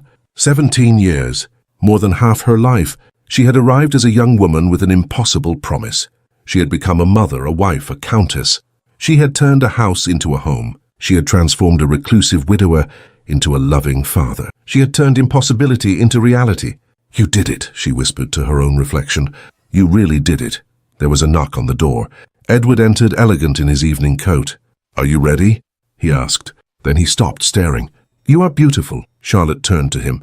"Do you still see me that way?" "After 16 years, I see you better," he said, approaching. "You are more beautiful now than you were at 21, because now I see not just a face, but all that you are, all that you have built, all that you have given me." He kissed her, a kiss that was both tender and deep. "I love you," he said. "In case I haven't mentioned it recently." "You do," Charlotte said, smiling, "but I never get tired of hearing it." The ball was spectacular. The rooms of Thornbury Hall were transformed with thousands of flowers, hundreds of candles, decorations that had taken weeks to prepare. An orchestra from London played. Dinner service for 200 people was organized with military precision. Guests arrived in waves. The nobility of Yorkshire and beyond, old family friends, new acquaintances. Everyone wanted to celebrate with the Earl and Countess, who had one of the most unusual love stories of the era. Charlotte danced the first waltz with Edward, as tradition demanded. "Do you remember?" he asked as they spun. "Our first dance. At the wedding. I was terrified," Charlotte admitted. "Terrified I would step on your feet or faint or do something terribly embarrassing. You were perfect. I was pretending. Then you pretended exceptionally well," he said with a smile. As the night progressed, Charlotte circulated among the guests. She talked with ladies about charity and education. She discussed politics and economics with lords. She watched her children dance and laugh, participating in their first formal ball. It was when she was resting briefly in the library, needing a moment away from the crowd, that she saw it. It was a portrait she hadn't noticed before, or maybe it had always been there, and she had simply not paid attention. It was a painting of a beautiful red-haired woman, seated at a pianoforte, smiling with a joy that leaped from the canvas. Arabella. Charlotte approached slowly. She studied the face of the woman who had come before, who had loved Edward first, who had died too young. "Hello," she said softly to the portrait. "I know you are around sometimes, not as a ghost, but as a memory, as a part of everything he is." The portrait obviously did not reply, but Charlotte continued anyway. "I want to thank you for loving him first, for showing him that his heart could love, for leaving music in his soul even when you left. You made him the man who would become the man I love." She touched the frame gently. "And I hope you are happy, wherever you are. I hope you know that he was happy again, that he had children who hear stories about you, that your name is spoken with love, not just sadness." She stood there for a long moment. Then she turned to leave. Edward was at the door. She didn't know how long he had been there. "Do you see her sometimes?" Charlotte asked, not surprised to find him. "I used to," he said, entering. "Constantly. Her face was everywhere. Her absence was a presence. But now," he stopped beside Charlotte, looking at the portrait. "Now it's just a portrait. Beautiful, yes. Meaningful, yes. But no longer haunting, no longer dominating. Do you still love her?" Charlotte asked. "Not with jealousy, with genuine curiosity." "I will always love her," Edward said honestly. "She was my first love, the mother of a child I never knew. But Charlotte," he turned to her, took her hands, "you are the love that grew, a love built over years, through challenges, through children and laughter, and difficult moments and celebrations. You are the love that I choose every day consciously. Both can exist, Charlotte said. Old love and present love. They do not cancel each other out. No, he agreed. They do not. They returned to the ball together. But something had changed. Another layer of healing, another step away from the past and toward a fully lived present. Later, when the children were asleep and the guests had departed, Charlotte and Edward stood alone on the terrace, watching the first light of dawn paint the sky. 16 years, Charlotte said thoughtfully. When I was 8, promising to marry you, I never really imagined what it would mean. I thought of castles and dresses and fairy tales, and the reality. The reality is better, harder, more real, and more valuable. Edward pulled her against him. Do you know what I think sometimes? About that little girl in the gardens? What? That she saved me. Not the 21-year-old Lady Charlotte, but the 8-year-old girl. She planted a seed. She waited. And when the time came, she was brave enough to water it. Without her, without that absurd and wonderful promise, I would have... Well, I prefer not to think about it. We prefer to live forward, Charlotte said. Not backward. Forward, he agreed. And as the sun rose over Thornbury Hall, a house that was a home, a house that was life, a house that was love. They stood together, knowing they had built something extraordinary, not through magic, but through the daily choice to show up, to try, to love. The past had finally made peace with the present, and the future stretched out, bright and full of promise. The autumn of 1855 arrived with unusual intensity, rains that wouldn't stop, winds that howled through Yorkshire like wailing voices, a sky that remained grey day after day. It was as if nature itself was reflecting the turmoil that was coming. It began with a letter. Edward was in his study reviewing account books when Grimsby brought the post. Among the usual letters was one with a London seal from the court. He opened it and read. His face gradually grew more tense. Charlotte entered moments later. Looking for a book, she saw his expression. What's happened? Edward handed her the letter without a word. It was from the Queen, a formal summons. There was an inquiry into the management of Crown lands in Yorkshire, and Edward, as one of the largest landowners, needed to testify. It was not optional. When? Charlotte asked. 2 weeks. I need to be in London for at least a month, perhaps more. A month. It was the longest they would have been apart since their marriage. I'll go with you, Charlotte said immediately. You can't. Henry will be home from Eton for the holidays. Someone needs to be here for the children. Your mother is 75, Edward said gently. She can't manage 4 energetic children. Charlotte knew he was right, but she didn't like it. Then go. Do what you need to do. We'll be together again soon. It seemed simple, temporary, manageable. It was not. Edward left on a grey morning. Charlotte stood on the steps with the children, waving as the carriage disappeared. Caroline cried. She was a papa's girl, the little one who always followed Edward everywhere. Papa will be back soon, Charlotte consoled her, though her own heart ached. The first few weeks were difficult but manageable. Letters arrived regularly. Edward wrote about boring meetings, pompous politicians, missing home. Charlotte replied with stories of the children, news of the estate, her own admissions of missing him. But then, in the 3rd week, a different kind of letter arrived.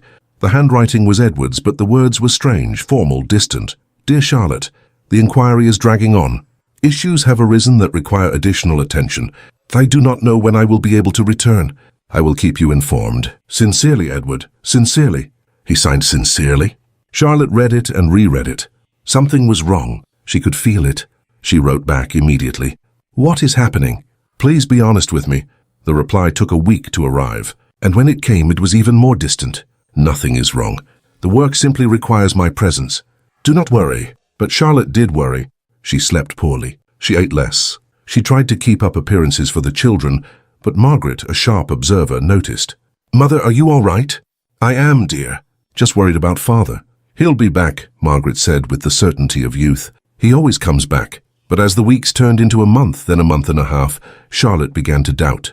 What was happening in London? Why did Edward sound so different? Where was the man who wrote letters full of love and longing? It was Mrs. Pemberton who finally spoke the truth, others only whispered. My lady, I've heard something. In the village. Rumours from London. Charlotte went rigid. What kind of rumours? About his lordship and a lady. The world stopped. Explain, Charlotte said, her voice dangerously calm. Mrs. Pemberton was clearly uncomfortable. They say he's been seen with Lady Victoria Ashton, a widow, an acquaintance of his from before your marriage. They've been, well, together at social events. Several times, Charlotte felt as if she had been punched. Is he having an affair? I don't know, my lady. They're just rumours, but rumours start with a truth, Charlotte finished bitterly. That night she wrote a different letter. Not a plea, a confrontation. Edward, I have heard rumors about you and Lady Victoria. I do not normally believe gossip, but your letters have changed. You have changed. I need to know the truth. Are you betraying me? If you are, have the courage to say so. I deserve at least that honesty. Charlotte? The reply came surprisingly quickly. Just 2 lines. I am not having an affair, but I need time. Please understand. Time for what? Understand what? Charlotte was furious, then hurt, then determined. Mrs. Pemberton, pack my bag. I am going to London. My lady, the children, the Dowager Countess will come. She will manage. I need to see my husband face to face and find out what the devil is going on. The journey to London was a nightmare of rain and muddy roads. Charlotte arrived soaked, exhausted, trembling, partly from cold, partly from anger, partly from fear. She went straight to the Thornbury residence in London, an elegant house in Mayfair the family kept for social seasons. Grimsby opened the door, his eyes widening when he saw her. My lady, we weren't expecting... Where is my husband? He is in his study. Charlotte pushed past him, water dripping from her clothes, her hair undone from the journey, not caring how she looked. She burst into the study. Edward was at his desk, papers spread out. He stood up abruptly when he saw her, clear shock on his face. Charlotte! What are you doing here? Finding out the truth, she said, her voice dangerously calm. Because clearly I won't get it by letter. I told you I'm not having an affair. Then what is happening? She interrupted, approaching. Why have your letters changed? Why do you sound like a stranger? Why are you being seen all over London with another woman? Edward looked away. Lady Victoria is an old friend. Nothing more. Don't treat me like an idiot, Charlotte exploded. Something is wrong. I can see it in your eyes, in every word you write. Where is the man I love? Because you are his shadow. Silence fell. Edward stood motionless, his hands gripping the edge of the desk so tightly his knuckles turned white. Finally, in a voice so low she almost didn't hear it, I'm terrified. Charlotte blinked. Of what? Of you. Of us, of everything. He turned to her and she saw the agony in his eyes. Charlotte, I came to London and suddenly I was away. Away from Thornbury, from routine, from everything we've built. And I started to think. And the more I thought, the more terrified I became. I don't understand. You gave up everything for me. He burst out. You came to Yorkshire at 21 with an impossible promise. You married me when I was broken.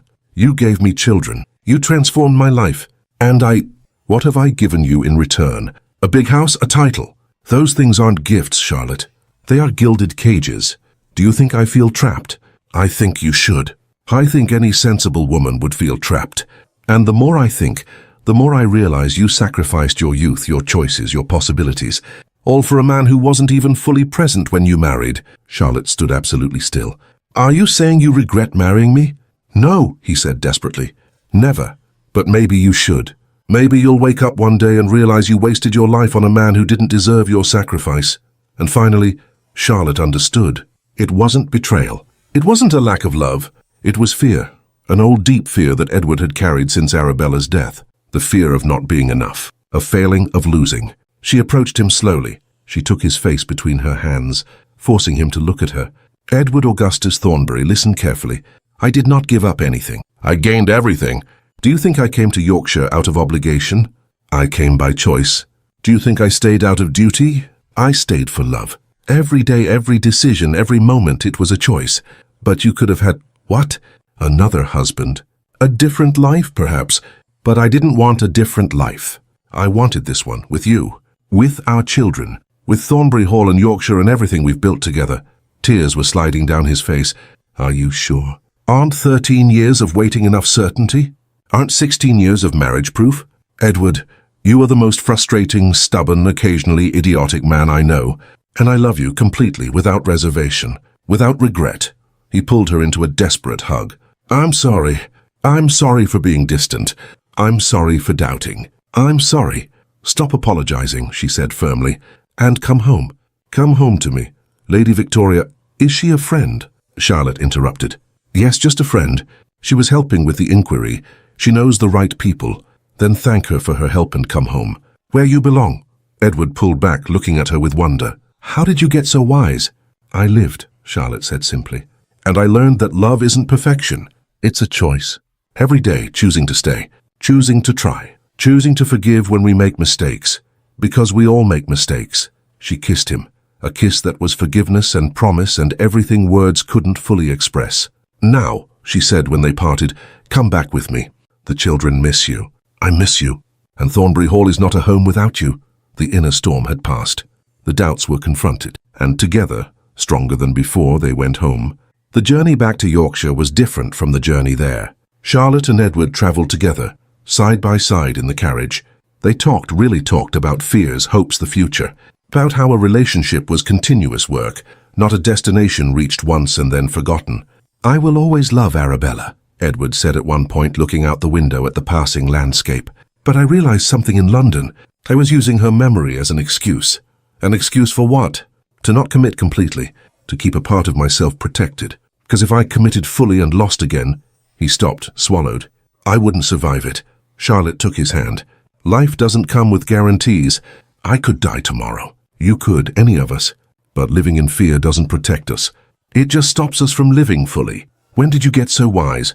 He asked, echoing his earlier question. When I married a stubborn man who needed to learn the same lesson over and over, she replied with affection. They arrived at Thornbury Hall at dusk. The children saw the carriage and burst from the doors, 4 little tornadoes of energy screaming, Papa! Mama! Edward got down and was immediately engulfed. Henry, trying to maintain the dignity of an almost man, failed completely and hugged his father tightly. Margaret cried. William hung on Edward's arm, and Caroline, little Caroline, simply took his hand and didn't let go. Did you miss me? Edward asked, his voice thick. Horribly, William declared. Mama got all sad and Grandma tried to make us eat vegetables. A tragedy, Edward said seriously, but he was laughing. That night, after the children were finally asleep, Charlotte and Edward were alone in the music room. Charlotte sat at the pianoforte. She hadn't played in weeks. She had been too worried. But now with Edward back, she felt the music returning. She played Beethoven first, then Mozart, then something she didn't recognize, her own improvisation that flowed from her fingers like a conversation with the instrument. Edward watched, leaning against the wall, just watching, with an expression Charlotte couldn't quite read. When she finished, he approached.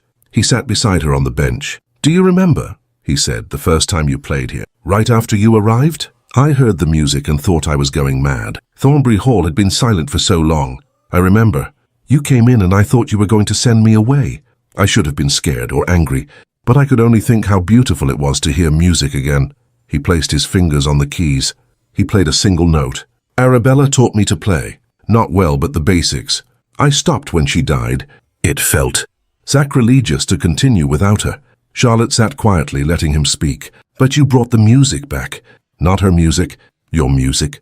And I realized that the music hadn't died. It was just waiting for a new musician. He played a few simple chords. Life is like that too, isn't it? It doesn't end with a loss. It just waits for a new beginning. Yes, Charlotte said softly. Edward turned to her. Thank you. For everything. For waiting. For insisting. For not giving up even when I was doing everything possible to push you away. Promises are important, Charlotte said. Especially the impossible ones. He laughed, a rich sound that filled the room. The impossible promise of an impossible girl who became an impossibly extraordinary woman. He kissed her there on the piano bench, in the room where everything had really begun to change. The following years were smooth, not without challenges, but without dramas that threatened their foundation. Henry grew up and went to Cambridge. He studied law and estate management, preparing to eventually inherit. He visited often, bringing friends who were impressed by the warmth of Thornbury Hall. Margaret made her social debut and was immediately courted by 6 suitors. She chose a gentle viscount who loved her with a quietness that matched her own nature. William, surprising everyone, decided to join the Navy. I need adventure, he declared at 18. Thornbury will always be home, but the world is big. And Caroline, the quiet observer, grew into a young lady of sharp intelligence and a talent for painting that rivaled professional artists. Edward and Charlotte grew old together. Their hair became grayer. The lines around their eyes deepened. Their bodies became less agile. But their love grew. In the autumn of 1870, when Charlotte was 53 and Edward 63, they hosted a final ball at Thornbury Hall. Not for any particular occasion, just because they wanted to. It was a clear, cold night. The stars shone like diamonds scattered on black velvet. Inside, the rooms were warmed by hundreds of candles and the heat of people celebrating. Henry was there with his own wife now, pregnant with their first grandchild. Margaret and her husband travelled from their estate. William was on leave from the Navy, tanned and full of stories. Caroline had come with her recent fiancé. 4 children, all happy, all healthy, all loved. The Dowager Countess, now 87 but with a mind still sharp as a razor, watched from a comfortable chair. "You did well, girl," she told Charlotte. "We did well together," Charlotte corrected, looking at Edward talking with Henry about estate management. "No," the Dowager Countess said firmly. "It was you. You brought him back. You insisted when everyone else gave up. You turned a house of death into a house of life." Charlotte sat down beside her. "Do you know what I've learned in all these years?" "What?" "That promises made with a pure heart, even if they seem impossible, have a way of becoming reality, not through magic, but through persistence, through choice, through refusing to give up even when everyone says you should." "Wise," the Dowager Countess murmured. "My son was lucky you were a stubborn child." Later, when the ball was at its peak, Edward sought out Charlotte. He held out his hand. "Dance with me, Lady Thornbury?"